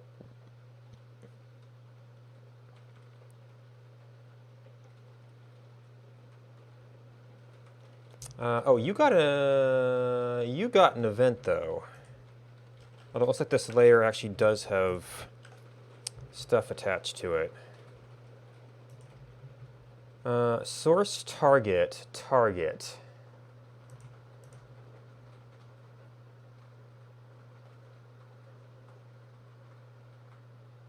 Looks like they're both the layer.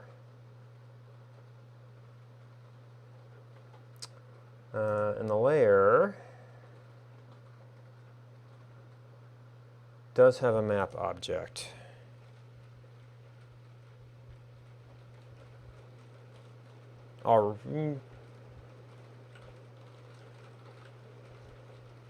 Why? Maybe I'm doing that.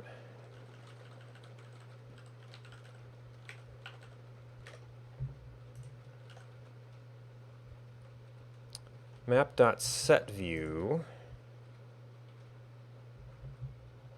So it's going to print that out whether or not it needs it for debugging. Oh. Oh.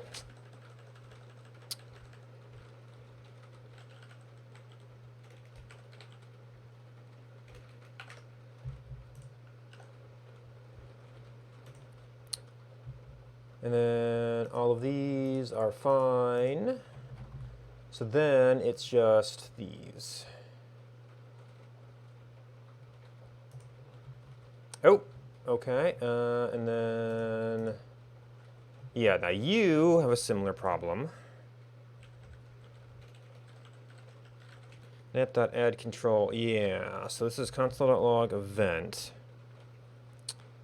Source, target, leaflet ID 35, so those are the same. You do have a map object.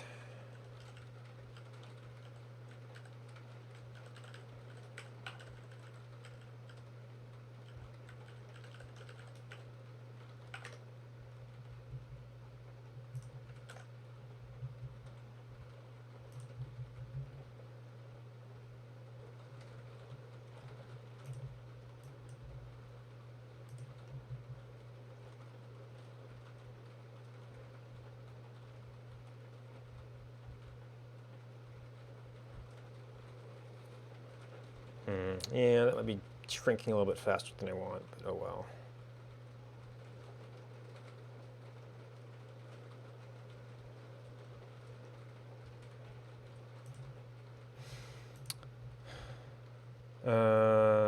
And this.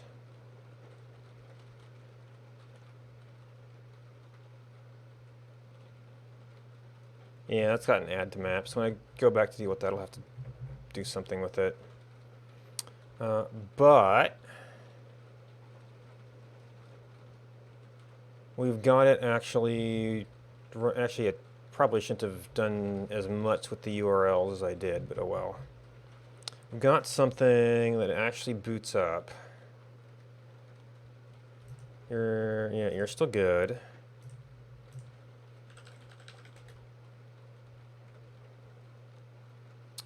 All right, so dot get ignore.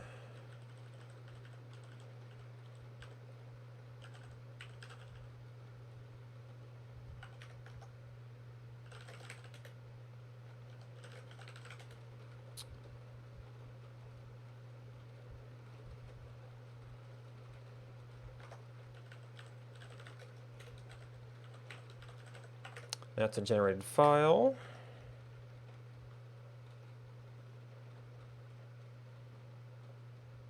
I should probably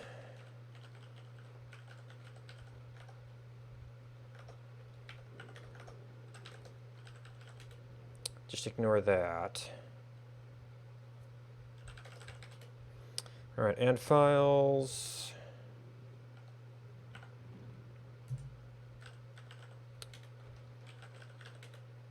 Why did we lose that?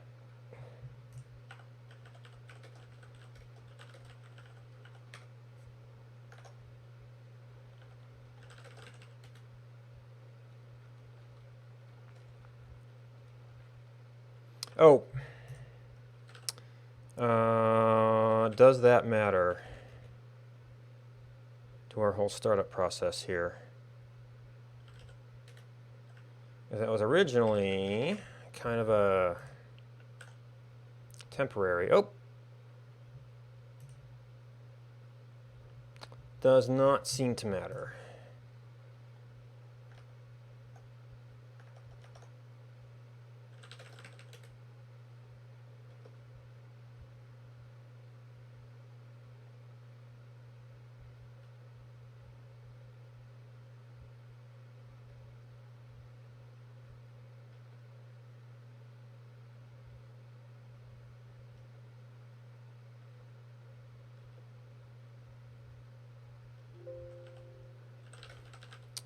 All right, and then we have add bin elm.json source.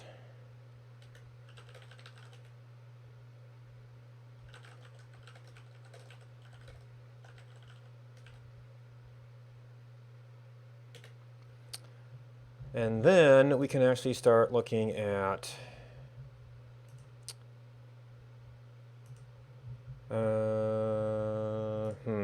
so we're going to need something in Elmland.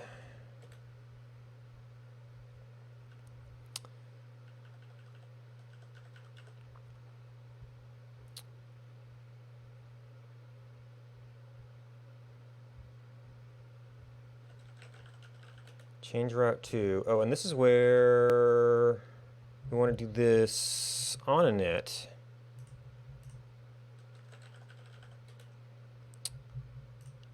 And there could theoretically be a command there, even if we don't expect one. But we do need to then have this whole little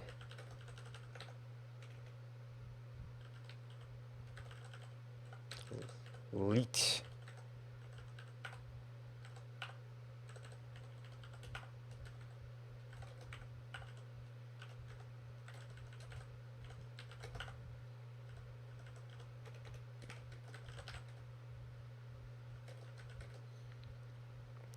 And you don't actually have to do anything else right now.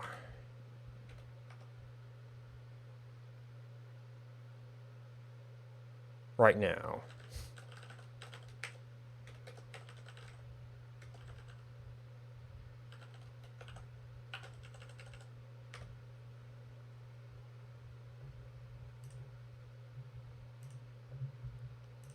All right, compiler is happy. Runs. Okay, okay. No, it is debug.log.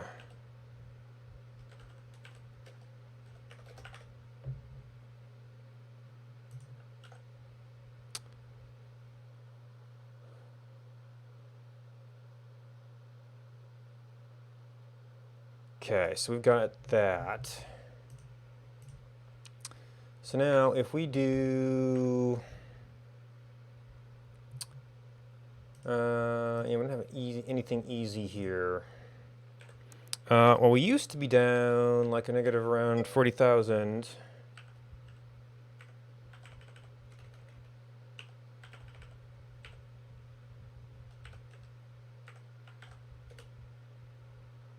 Okay, so that did not do, well, we don't have any events hooked up, but I guess what I really want to do is like anything coming out of here, which we don't have a single path out of there.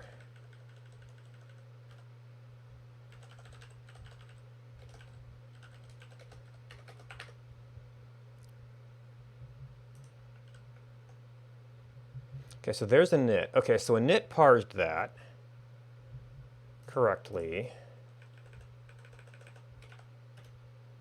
And they got the change URL. Now what's this? Yeah, this used to be an app, or I copied from an app that kept, well, no, I guess those kinds of changes we do want in history.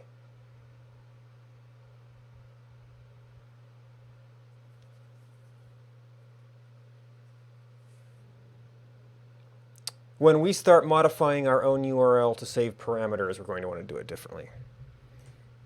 Because eventually what I want to do is have this get pushed back to here and update the URL. Okay, so we have this change, we have the init.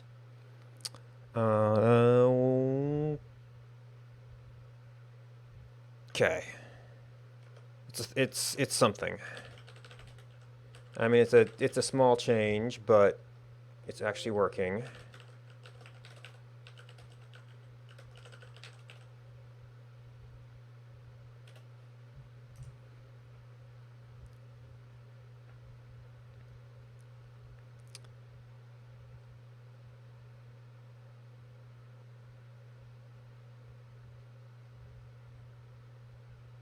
All right, so we have to have, and I like to keep my port modules as a separate thing.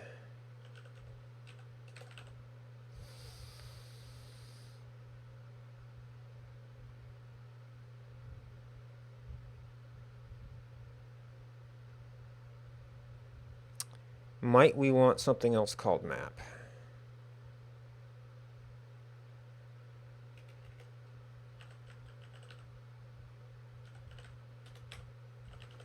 Port module, leaflet, exposing. We should revisit that. Let's see, now this app did not need any ports.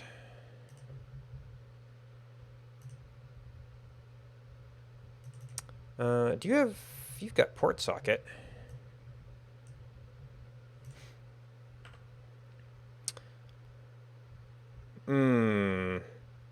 This might be a...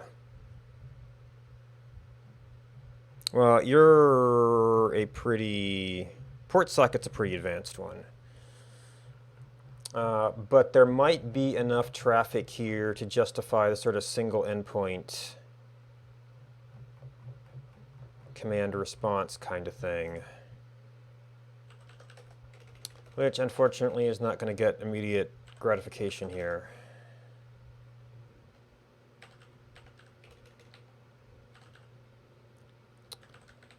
Leaflet command.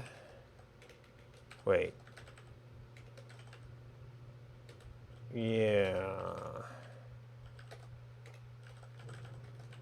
I guess receive may have made more sense for the socket.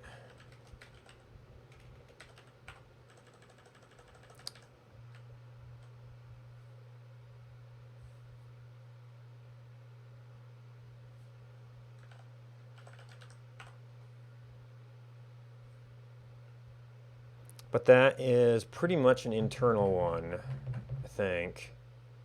Yeah, so we give, what we expose are things like set view.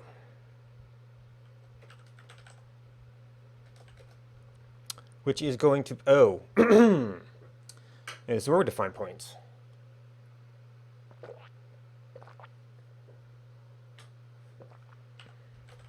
Because you have to be able to talk about that.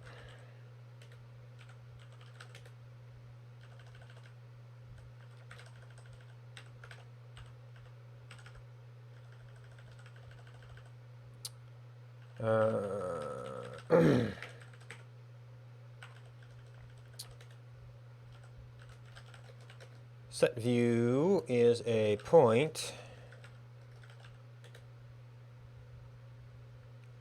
and we were just doing direct encoding here.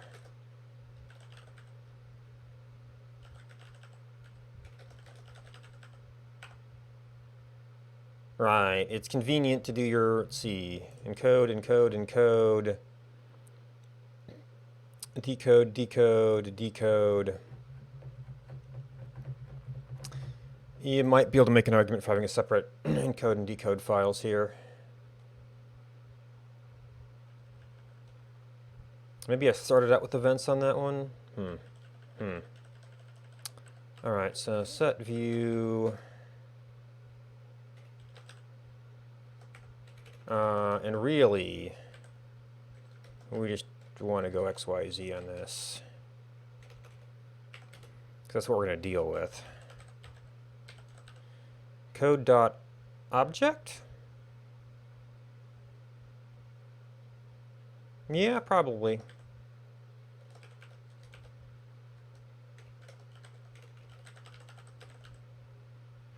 Ooh, we'll have to see when we start getting feedback from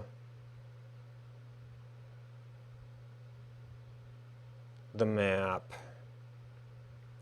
But for our purposes, coordinates, I think, only really ever need to be integer. Unless we get to really... And I can't even zoom in enough. Yeah, that's more than a tile resolution. Not sure why you would ever need that to be floating point. But if we ever get to like super zoom, do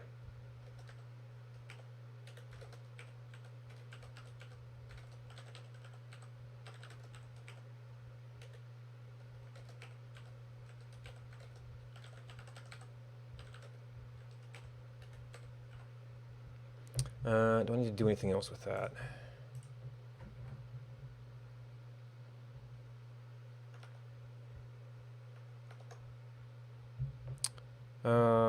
And then that gets sent to leaflet command.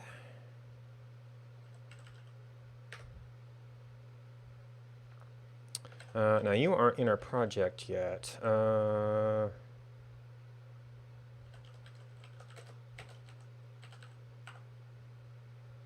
Port leaflet. We're going to need the point type.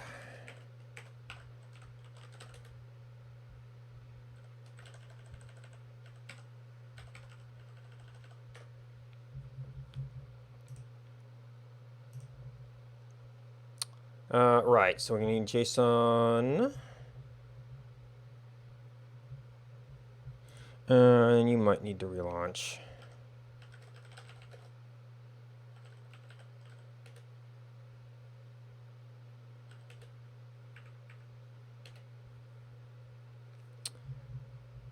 And a typo.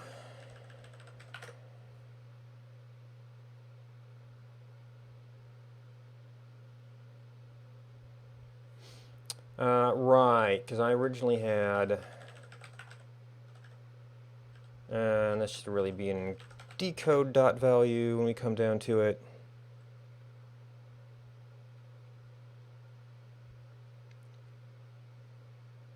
Unit type alias like, oh, well, even better.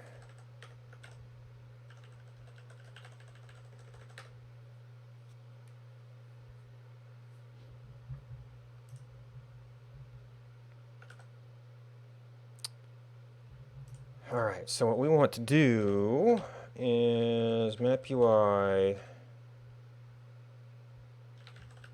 change route. So if we get something, we want to do a leaflet.setView,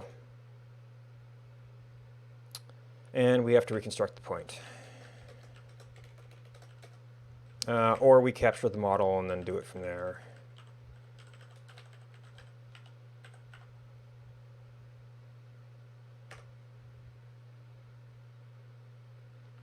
Okay, so it did not like that. Oh, I forgot to expose it.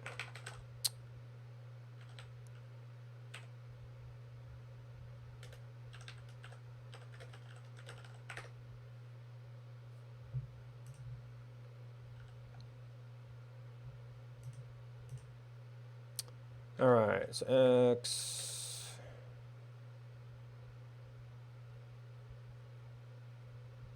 So all we see from there is internal. Oh, because we don't have a receiver.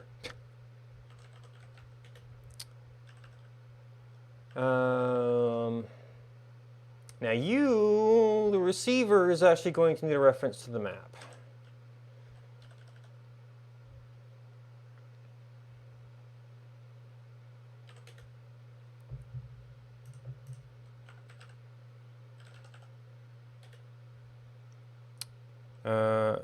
Well, you are a port, but not quite the same thing. Or not quite as involved.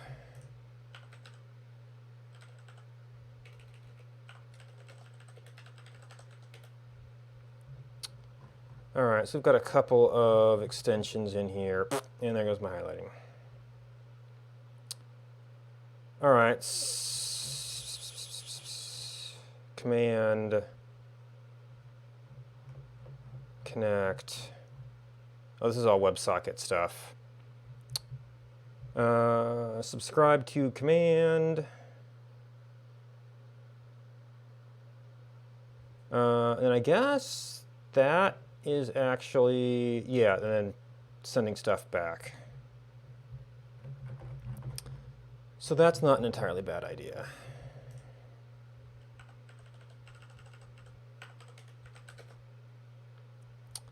Uh,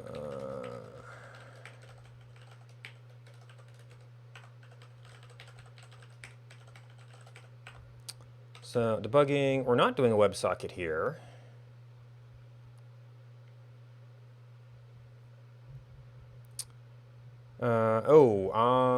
Yeah.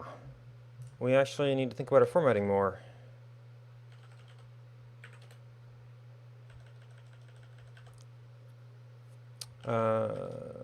So do I want to have this as a sub-object? I mean, I could set up this format to exactly fit into that function, but just having a remote function call thing,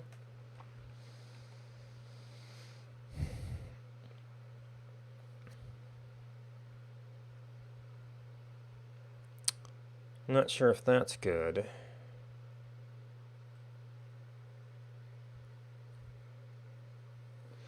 But then again, this is pretty much just to talk to that.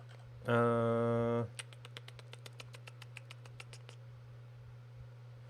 right, so anyway, port socket, it was originally kind argument.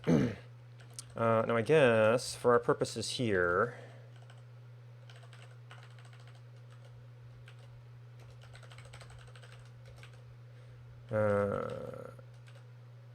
that could just be the arguments.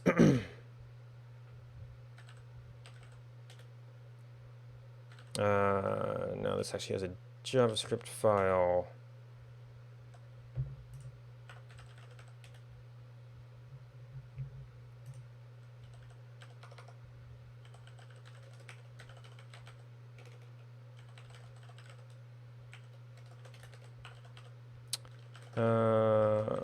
Okay, set view.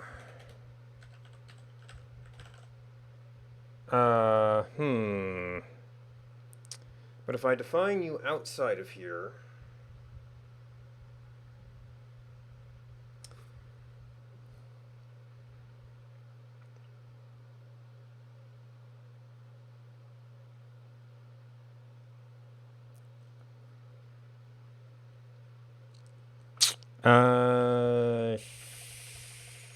shoot, that's the only way to get the map right now.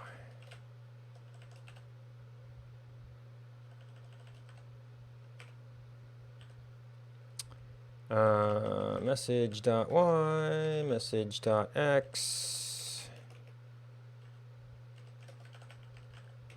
message.z.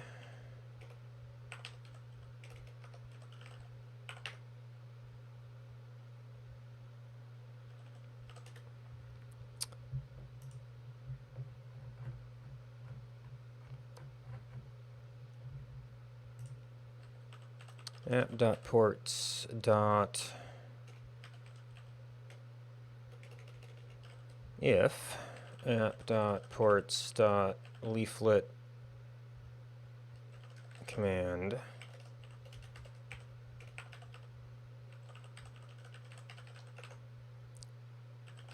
subscribe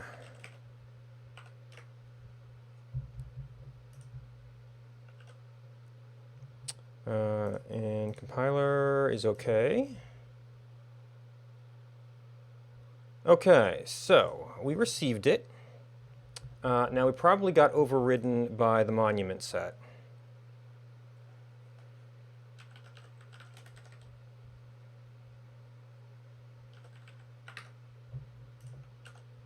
Because that would be delayed. Oh, okay, so that was actually not exactly where we were. Oh, we're still missing some tiles out there.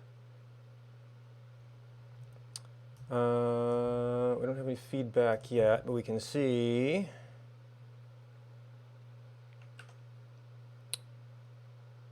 from here that 23. Oh, that's right. I did change that. So, and since I'm manually editing that, that will actually go through there.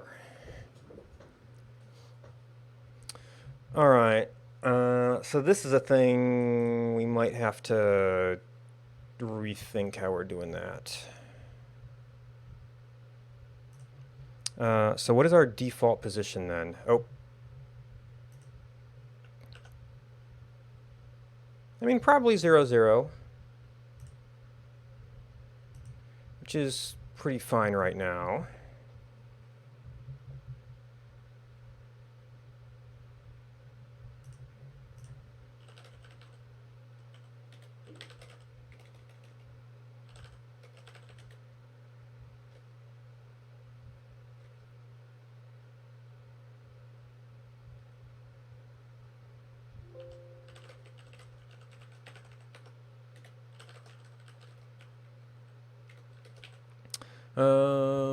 Respond to location URLs.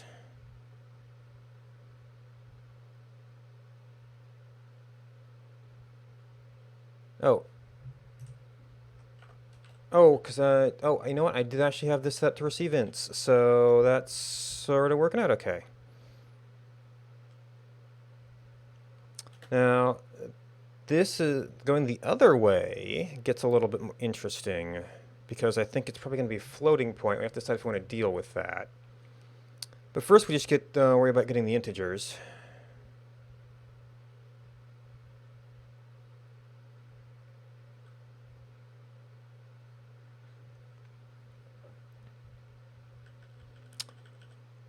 All right, so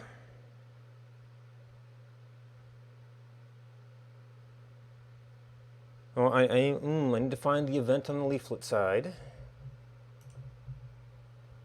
So that would be like an on move on the map.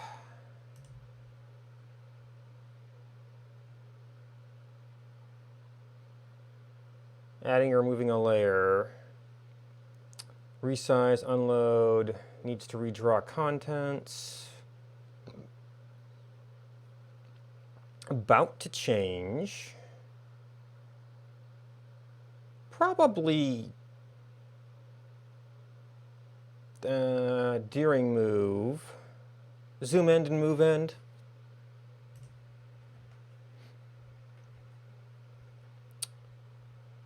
Now, I'm not sure that can I ask the map for its current location? Or do I only get that through events?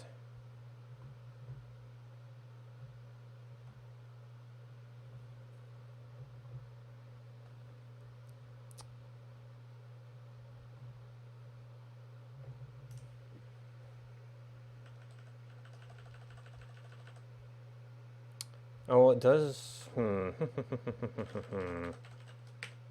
that's one way to do it.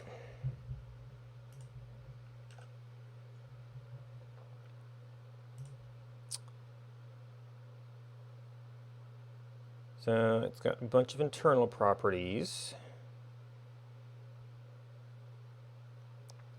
So yeah, there's the internal zoom.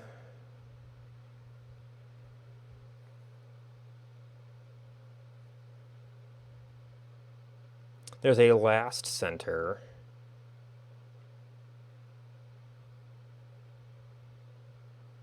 Essentially, I'm wondering, like, if I get a zoom event, or vice versa, a move event, can I return an entire point? Or do I have to have events that return only the information of, well, maybe the event will include the complete information.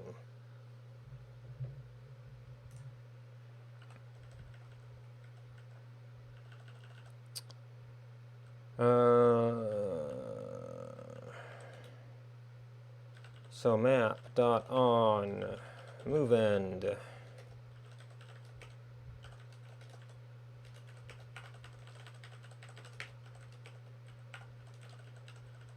Map dot on zoom end.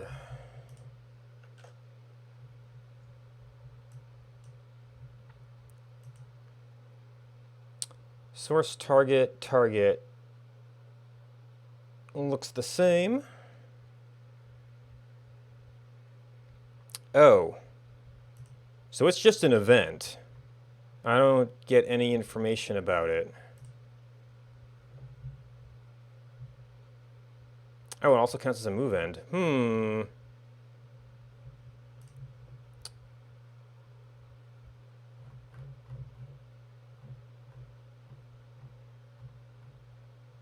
events.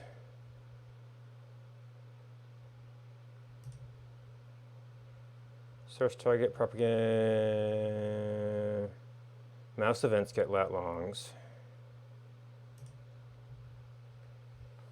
So what is the proper way to ask a map for its current zoom level?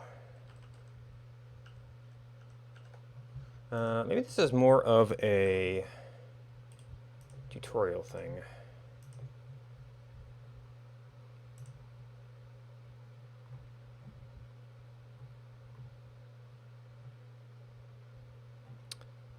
Set view. Dealing with events. That's a click. Now, markers. There's zoom layer, zoom levels.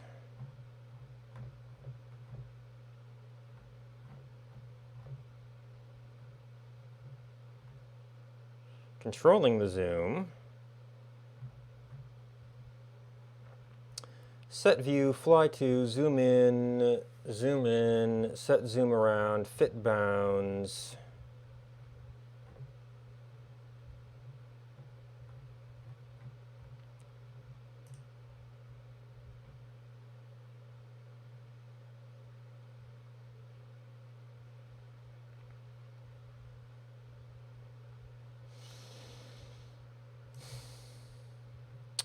This is going to end up being a custom thing, which, well, I mean, that might have, I mean, like the tiles, well, they might get arguments for that.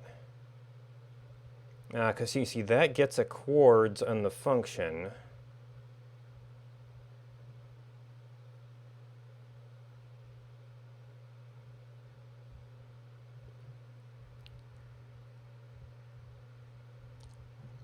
That gets a coordinate in the function. L.layers. Layers.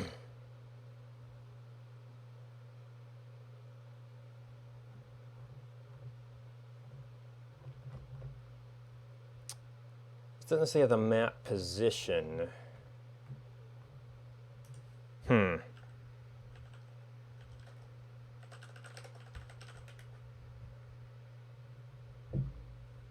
No, wrong kind of locate. To display current location. Oh, that, once again, that kind of current location.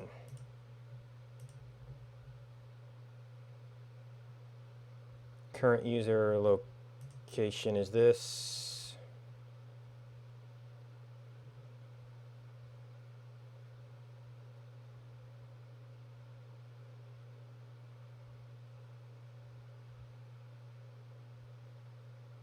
Yeah, accuracy. So that's current chords, I guess. Of a marker inside a pop-up. Clicked location.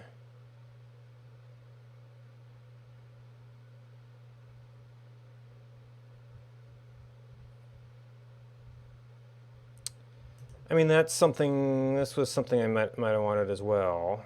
Although this is almost easier because mouse events do get chords.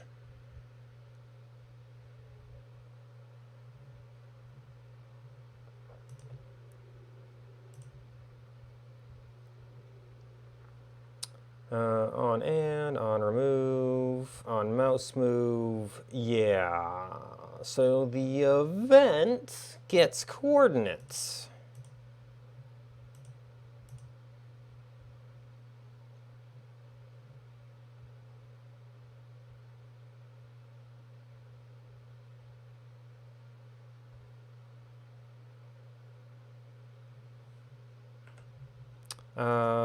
Leaflet.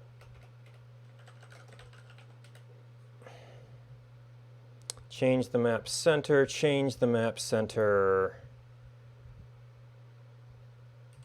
Okay, well, it's a control, which is one of the things I kind of wanted to do was display it.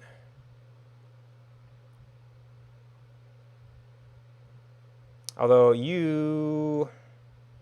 Okay, there's a template.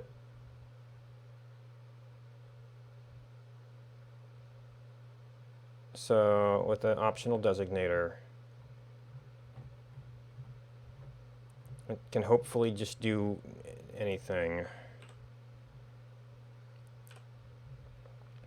So that might be a useful thing, although I'm kind of picking up too many controls. Really? Oh, is this the source for the example rather than the library? Right now, what I just want is, how do you actually get that? Do you go burrowing into the guts?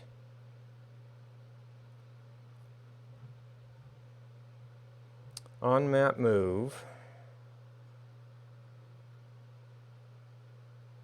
Okay, you go burrowing into this because it's a member function. Okay, there's a get center. I was looking for X and Y.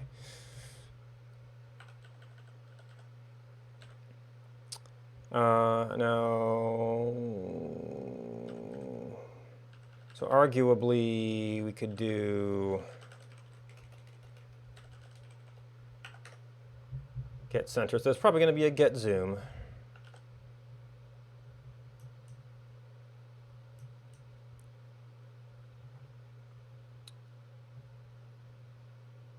Really? Okay.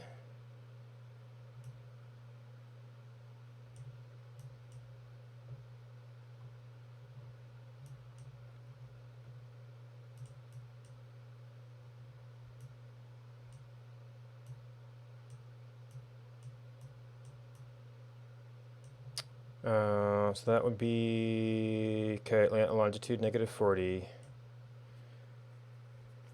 Okay, and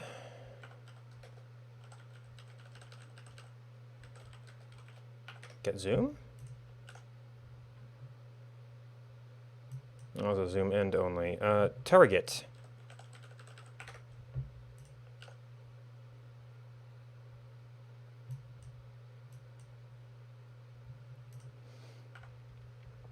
Okay, so these are, do I care about differentiating these?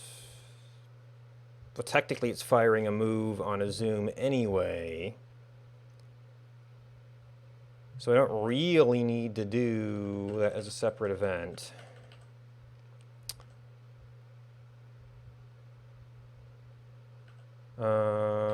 So we can do this conditional here. No point in having for not listening.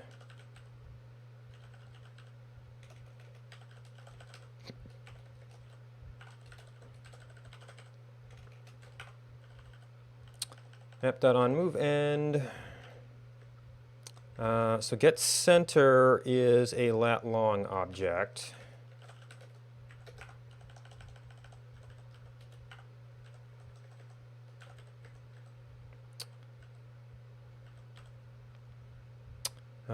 App.ports.leaflet event.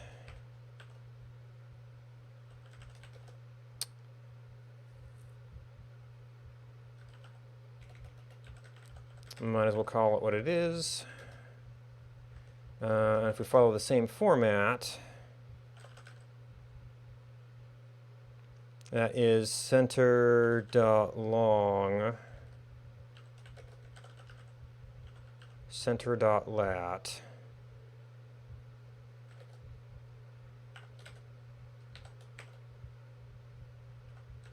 And that got a little bit too long.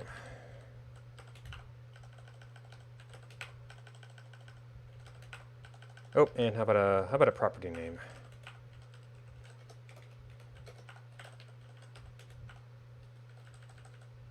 How about a closing brace?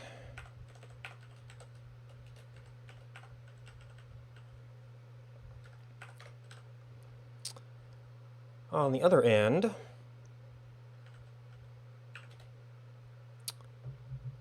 how are we doing that?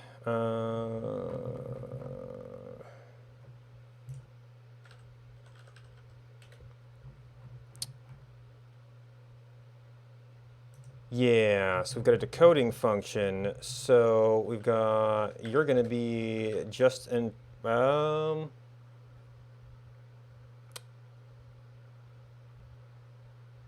if I gave you different handlers here, all of them,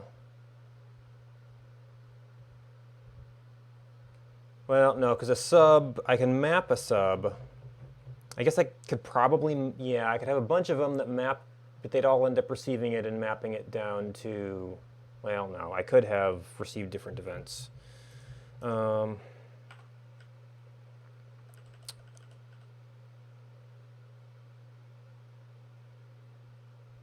they would all be just different ports. But this is kind of the recommended way to do it, but the events have to be a thing.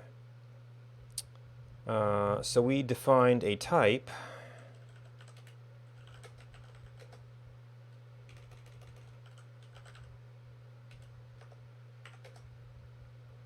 So right now what we've got is move end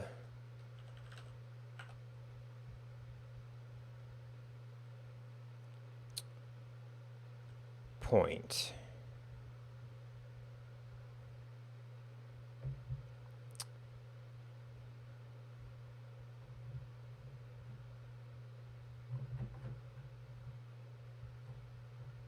Okay, so send, receive, event,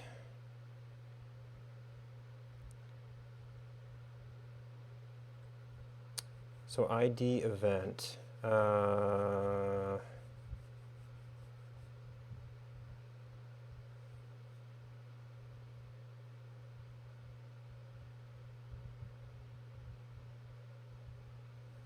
receive tagger,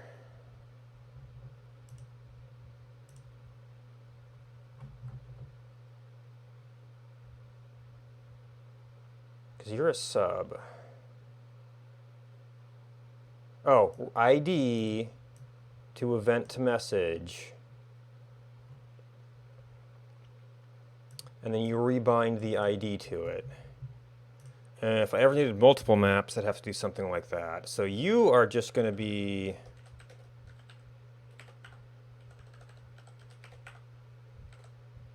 Yes, a thing that takes an event, maps it to a message, returns a sub message. That takes...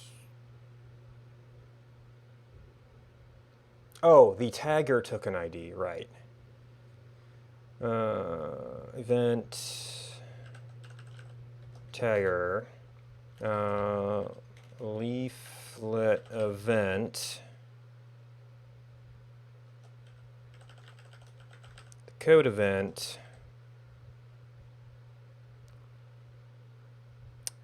which had to break out multiple pieces. Yeah, this is only going to be able to get one argument under normal circumstances?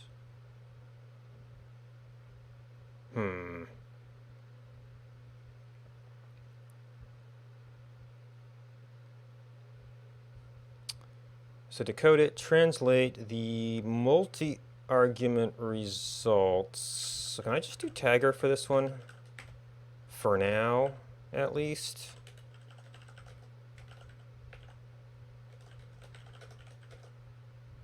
Yeah, because that was going to 2 bits.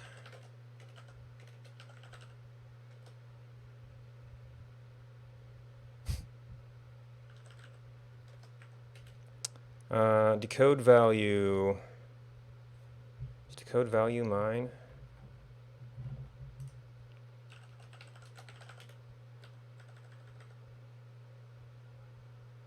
Oh, and this is going to be a decoder, so this is where I probably just need to expand these here.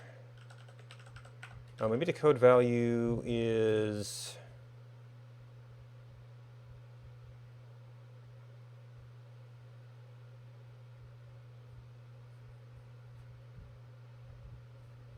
a decoder thing.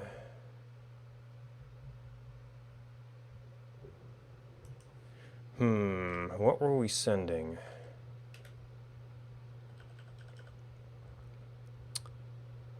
Send kind ID. Kind ID.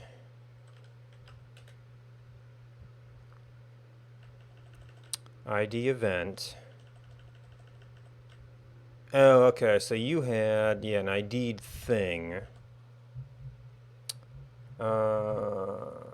Decode value, ID event.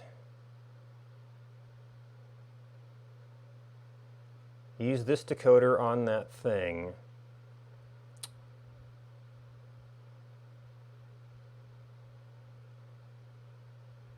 And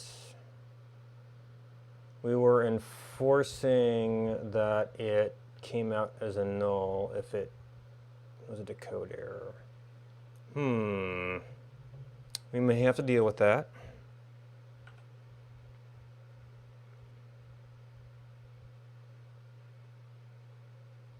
So we've already got a thing called event now.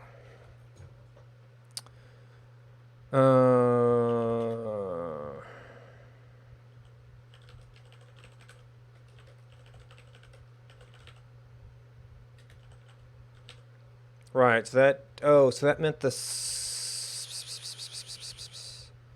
the sub gets an event instead of a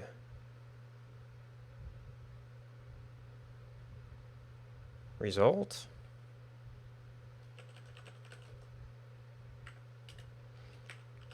All right, field kind string, and then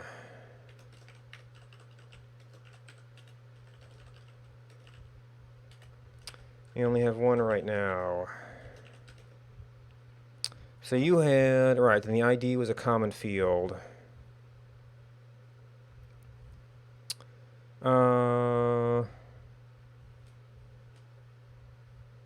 So that would actually be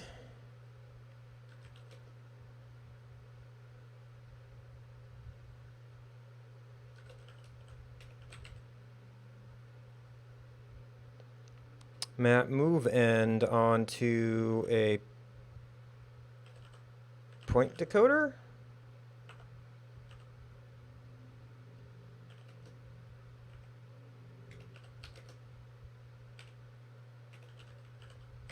Oh, and we had error. And error, right, which actually kind of makes sense to be the default first thing. So we can see what it is.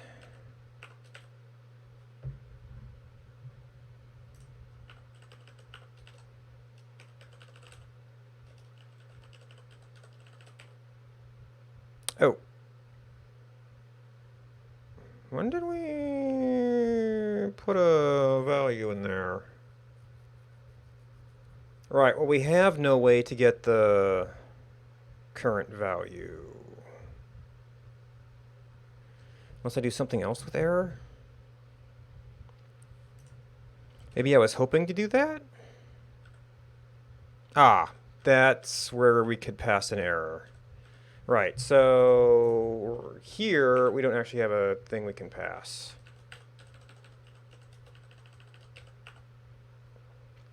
It'd be nice if I could just take the entire value and, or the entire decoding thing, but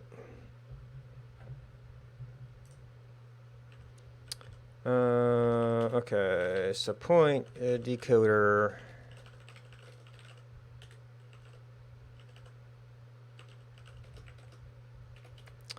is going to be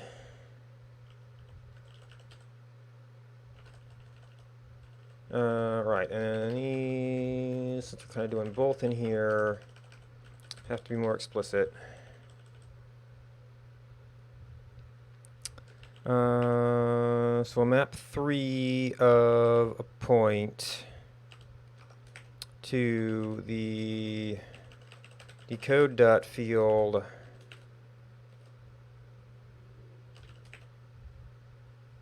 And this is where I want to probably get a log in before we send it to see how the fractions are working out, if that is the case.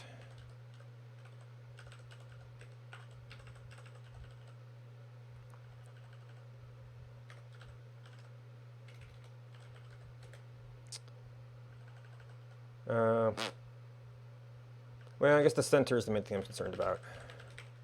And wait, we've already seen that. And yes, we are getting at least a 0.5 in there. And I don't think it's a real issue yet.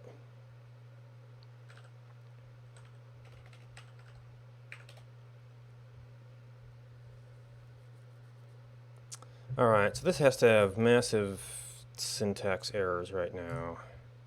Oh, indeed. So we were doing some fancier stuff with this before. Oh, I was de-logging the errors.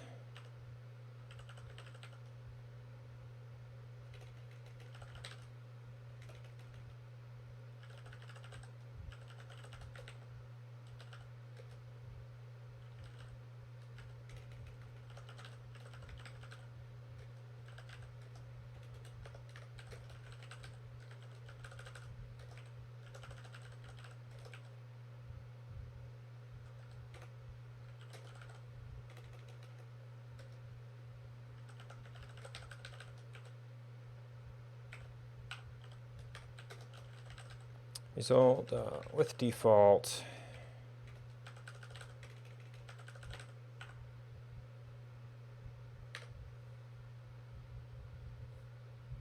And I haven't actually subscribed to anything yet. So we missed. Is that enough?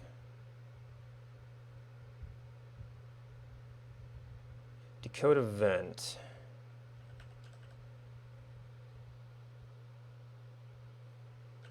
Ah. This is a decode, and technically this can be a decode.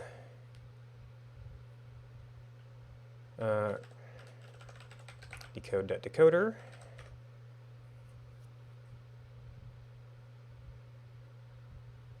Decode.6. I'm so used to having that blanket imported.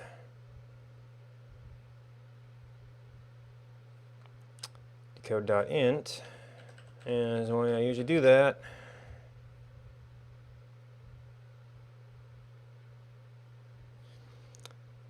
okay, that compiles.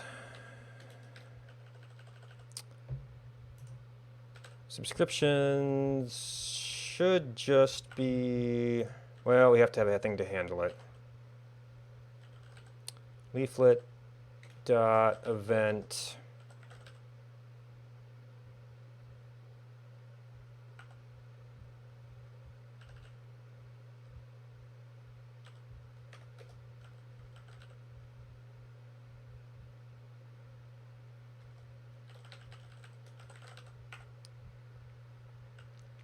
Okay. Maybe I actually want to keep other things separate from sort of URL maintenance. Event.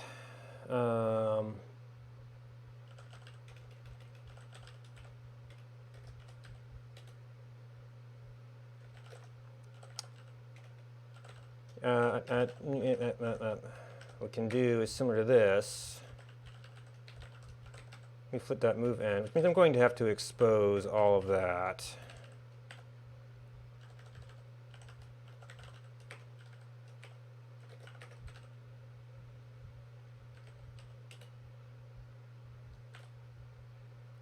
Leaflet.moveEnd point. So what we need to do, and this is where we need to do a little bit of, well, this is actually, it's similar but not the same as what we did in the other one.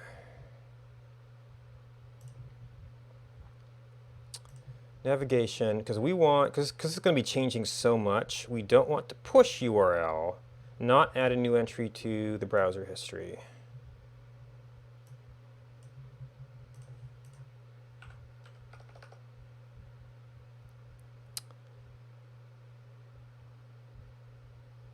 which means I need a way to generate the URLs.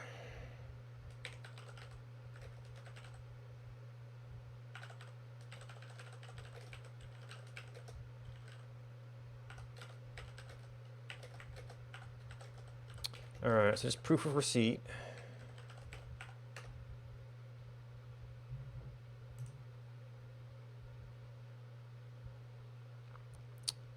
Oh, yep.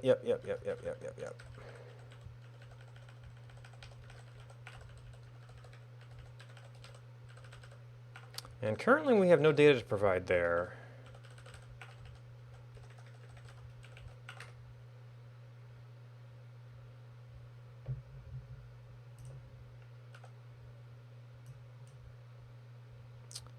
Leaflet event is not a function.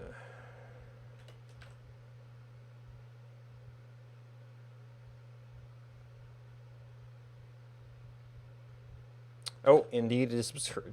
No, it's probably like send.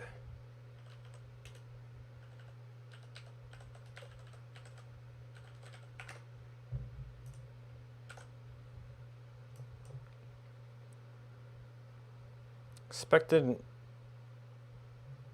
Oh, okay. So if we're going to do that, then we do actually have to send it as such. Or we have to parse it as a float and convert it to an int.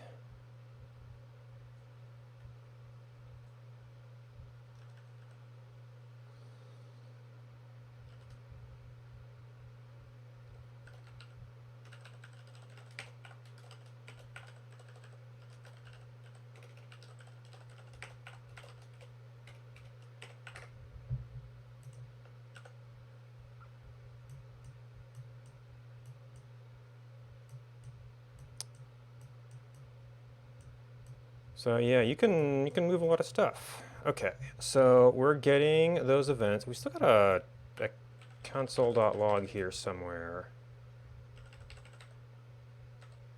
That might and some other debug logs. All right, so our initial map. Okay, so that's our init there.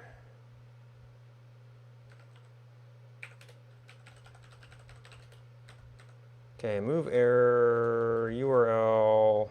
Oh, that's our init route.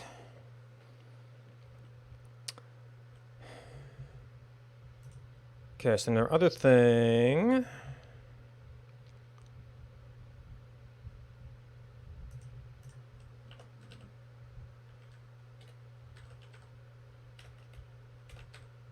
Family tree viewer had a way. Command message.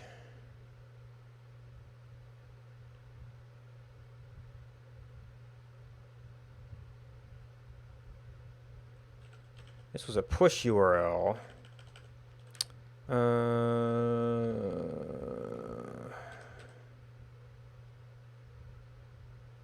That's what the query URL was for.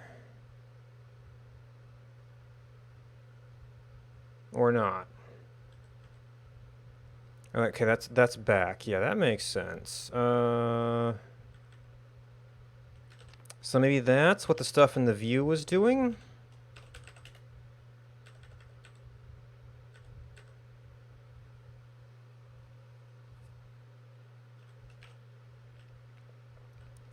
Yes.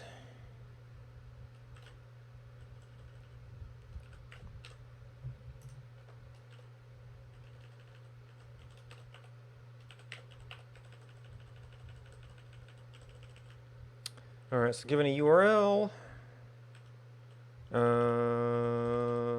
some arguments. Really, you're a point.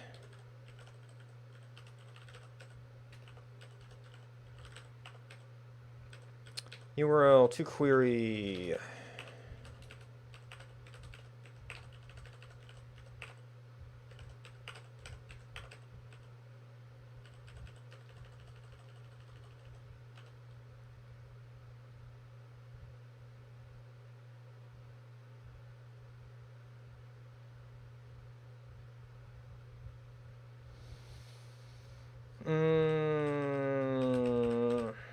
This might end up being more of an application URL at some point, but it's a start.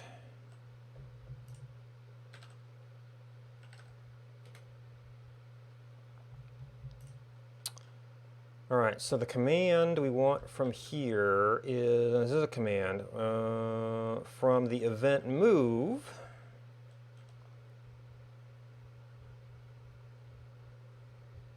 Oh, we first of all, we have to update our point.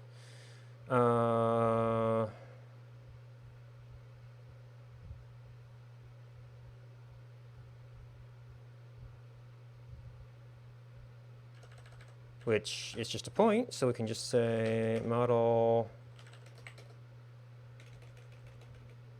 no, a center.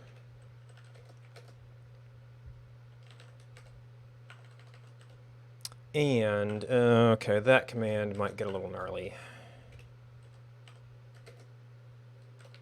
Navigation dot replace URL.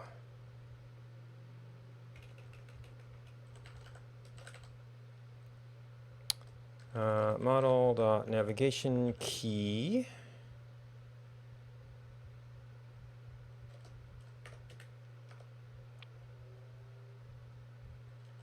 It's center URL point.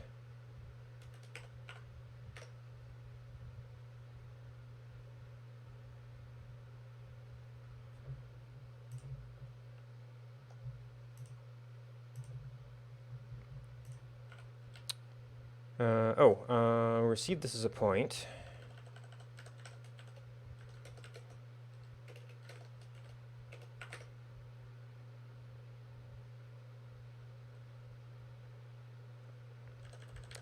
All right, and the place we call it, needs our model.location for the rest of the URL.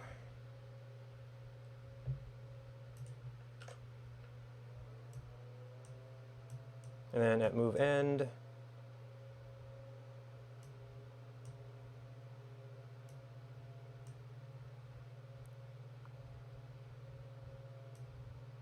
oh, I might be doing set locations back. So let me guess. Yep, I'm getting URL events.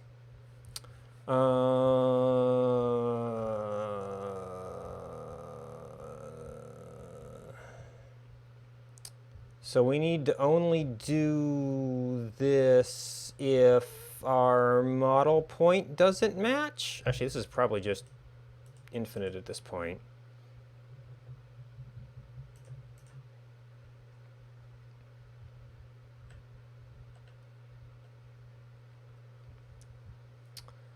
So if the URL changes and it doesn't match our model, so we are going to have to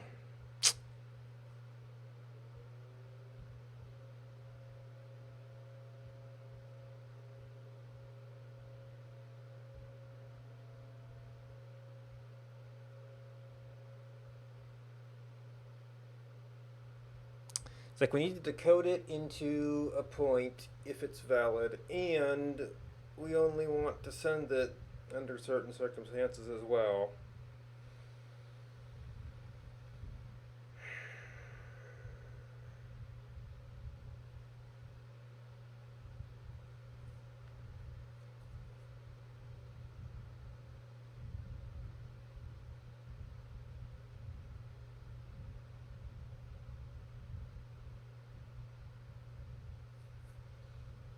So changing the URL is going to send us a current URL event.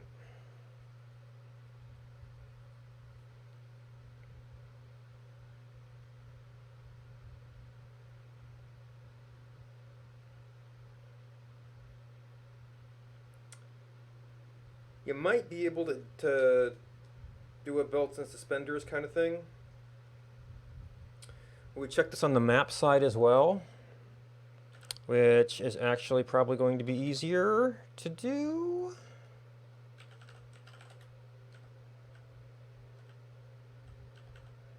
But we have to get all of our stuff.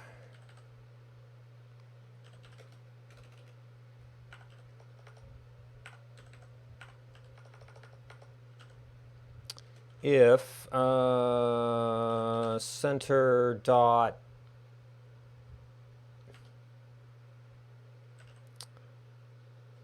long not equal to message.x, or center.lat not equal to message.y, or but we just have to have map here.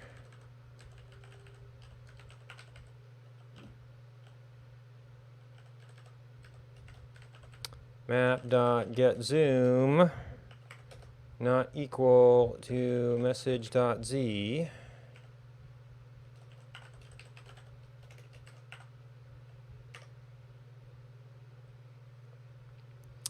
So that might cut it down. We could have some floating point issues. We still should really do that here as well.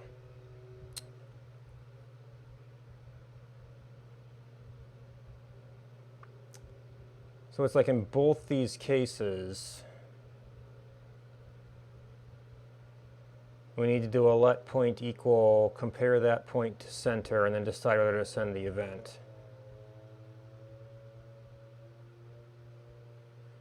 Maybe I have a sub-function for the cases where we're actually attempting to change something.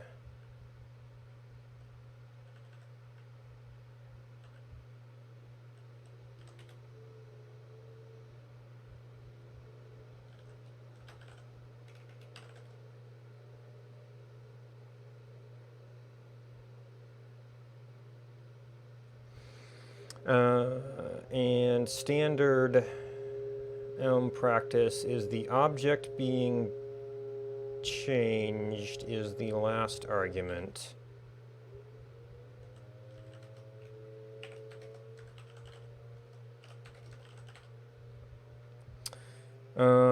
Except you actually need to be the command.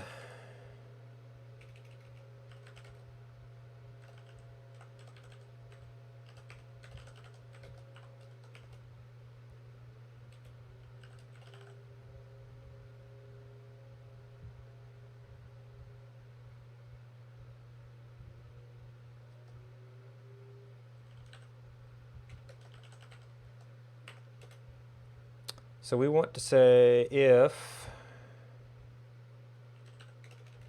model.center is not equal to point, then center equals point,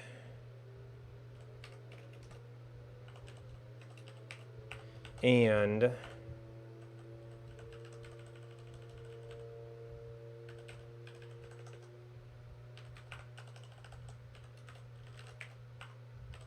else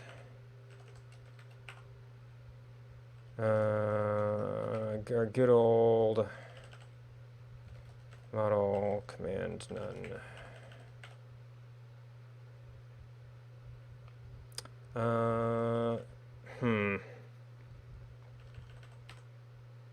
So I normally call this model 2, but now it almost looks like a maybe. So we're always going to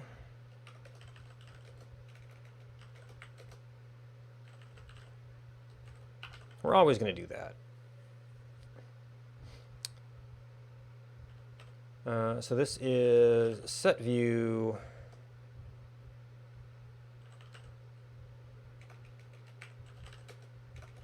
point x, y, z in model 2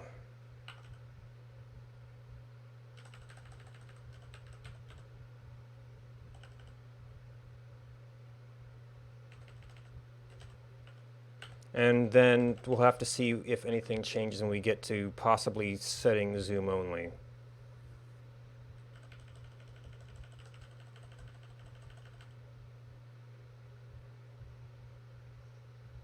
And we've already done this here.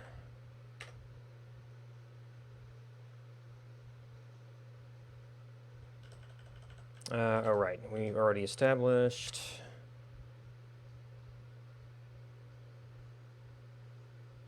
Context.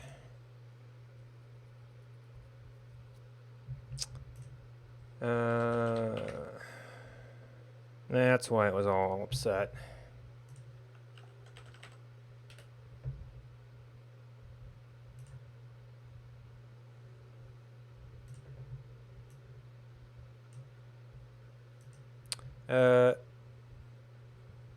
Wait.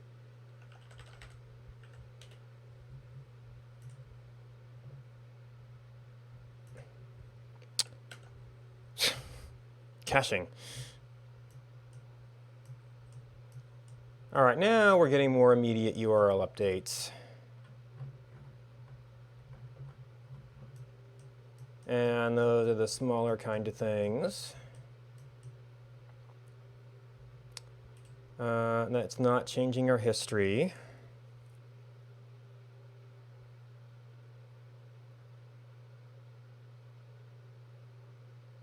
So we're getting our move events, we're getting our URL events.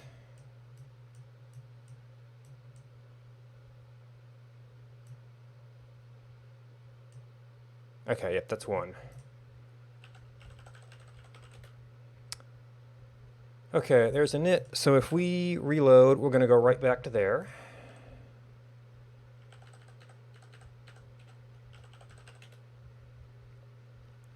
We received a move event, which seems to be working. Errors are still interesting. I think that's taken care of. Have we not compiled yet?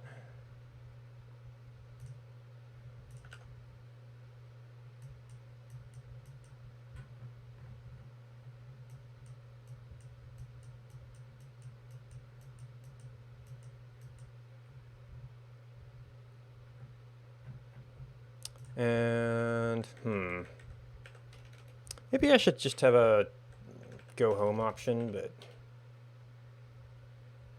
and then you get into questions of, oh, I'm changing my zoom a little bit.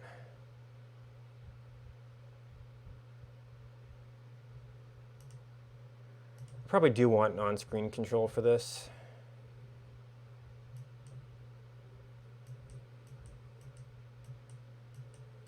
Ew, overshoot.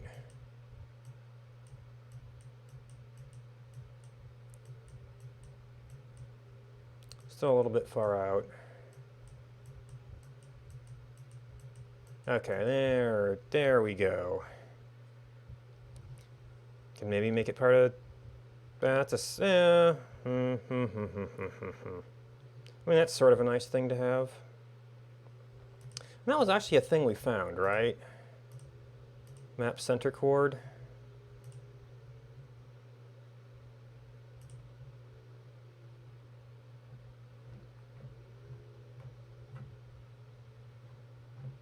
Although we're already doing a move thing, so, and we don't have any of the display complexities of this. So I might be able to make a very simple control for that myself. Because we were looking at CSS icons. And it's control extend.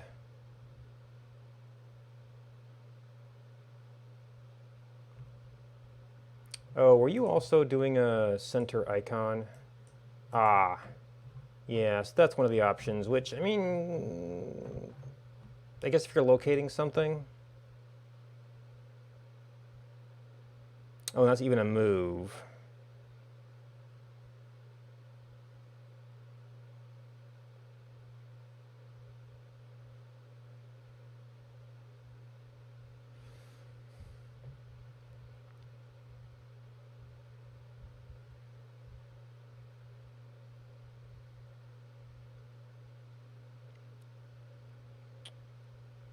And yeah, okay, yeah, you're doing all that long stuff. I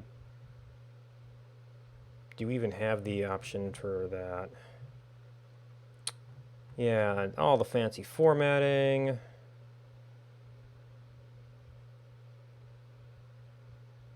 Oh. Init hooks. I mean, that might allow me to batch some other stuff up. So yeah, displaying it in some place better than the URL might be nice, but or the pointer version.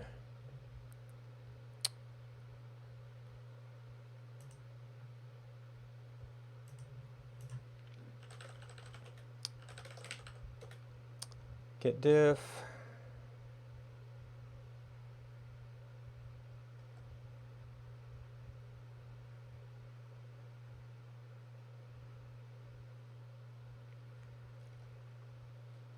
All our decoding.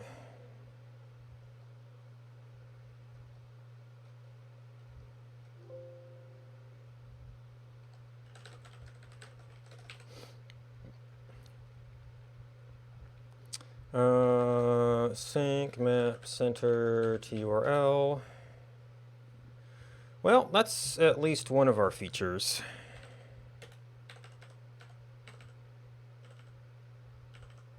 Oh, sort of a couple.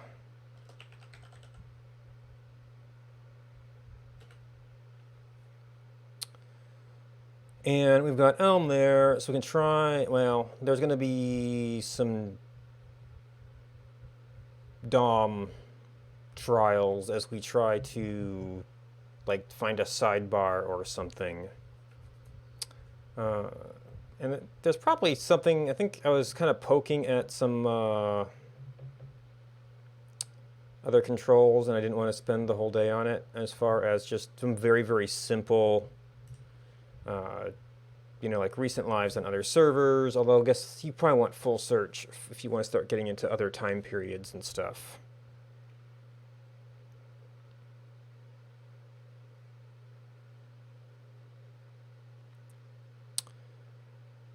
Okay, well, that's one major feature. I'll have to go through the trials of deploying that. I might have to wait through a little bit of... I think I've got the core code files. I'm going to have to add the other Elm... Well, no, should have versioning, but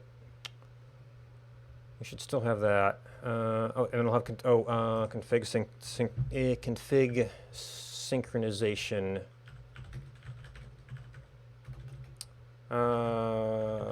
Config consolidation. So I have to figure out who's going to own the config as far as URLs.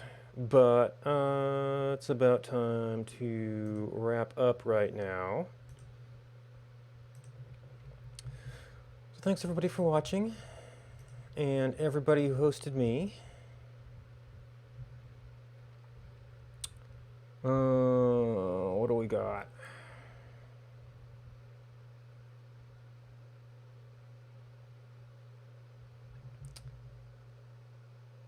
And this is the button I tend to be on, so that's pretty typical.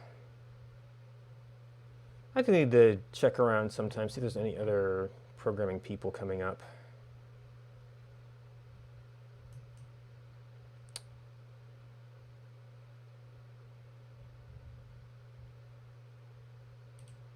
Alright, looks like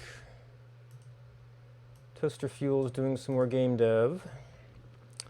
Now I've noticed some swearing on that channel, so just be advised if you mind that. Otherwise, if you want someplace cool to hang out, Toaster Fuel's someplace cool to hang out.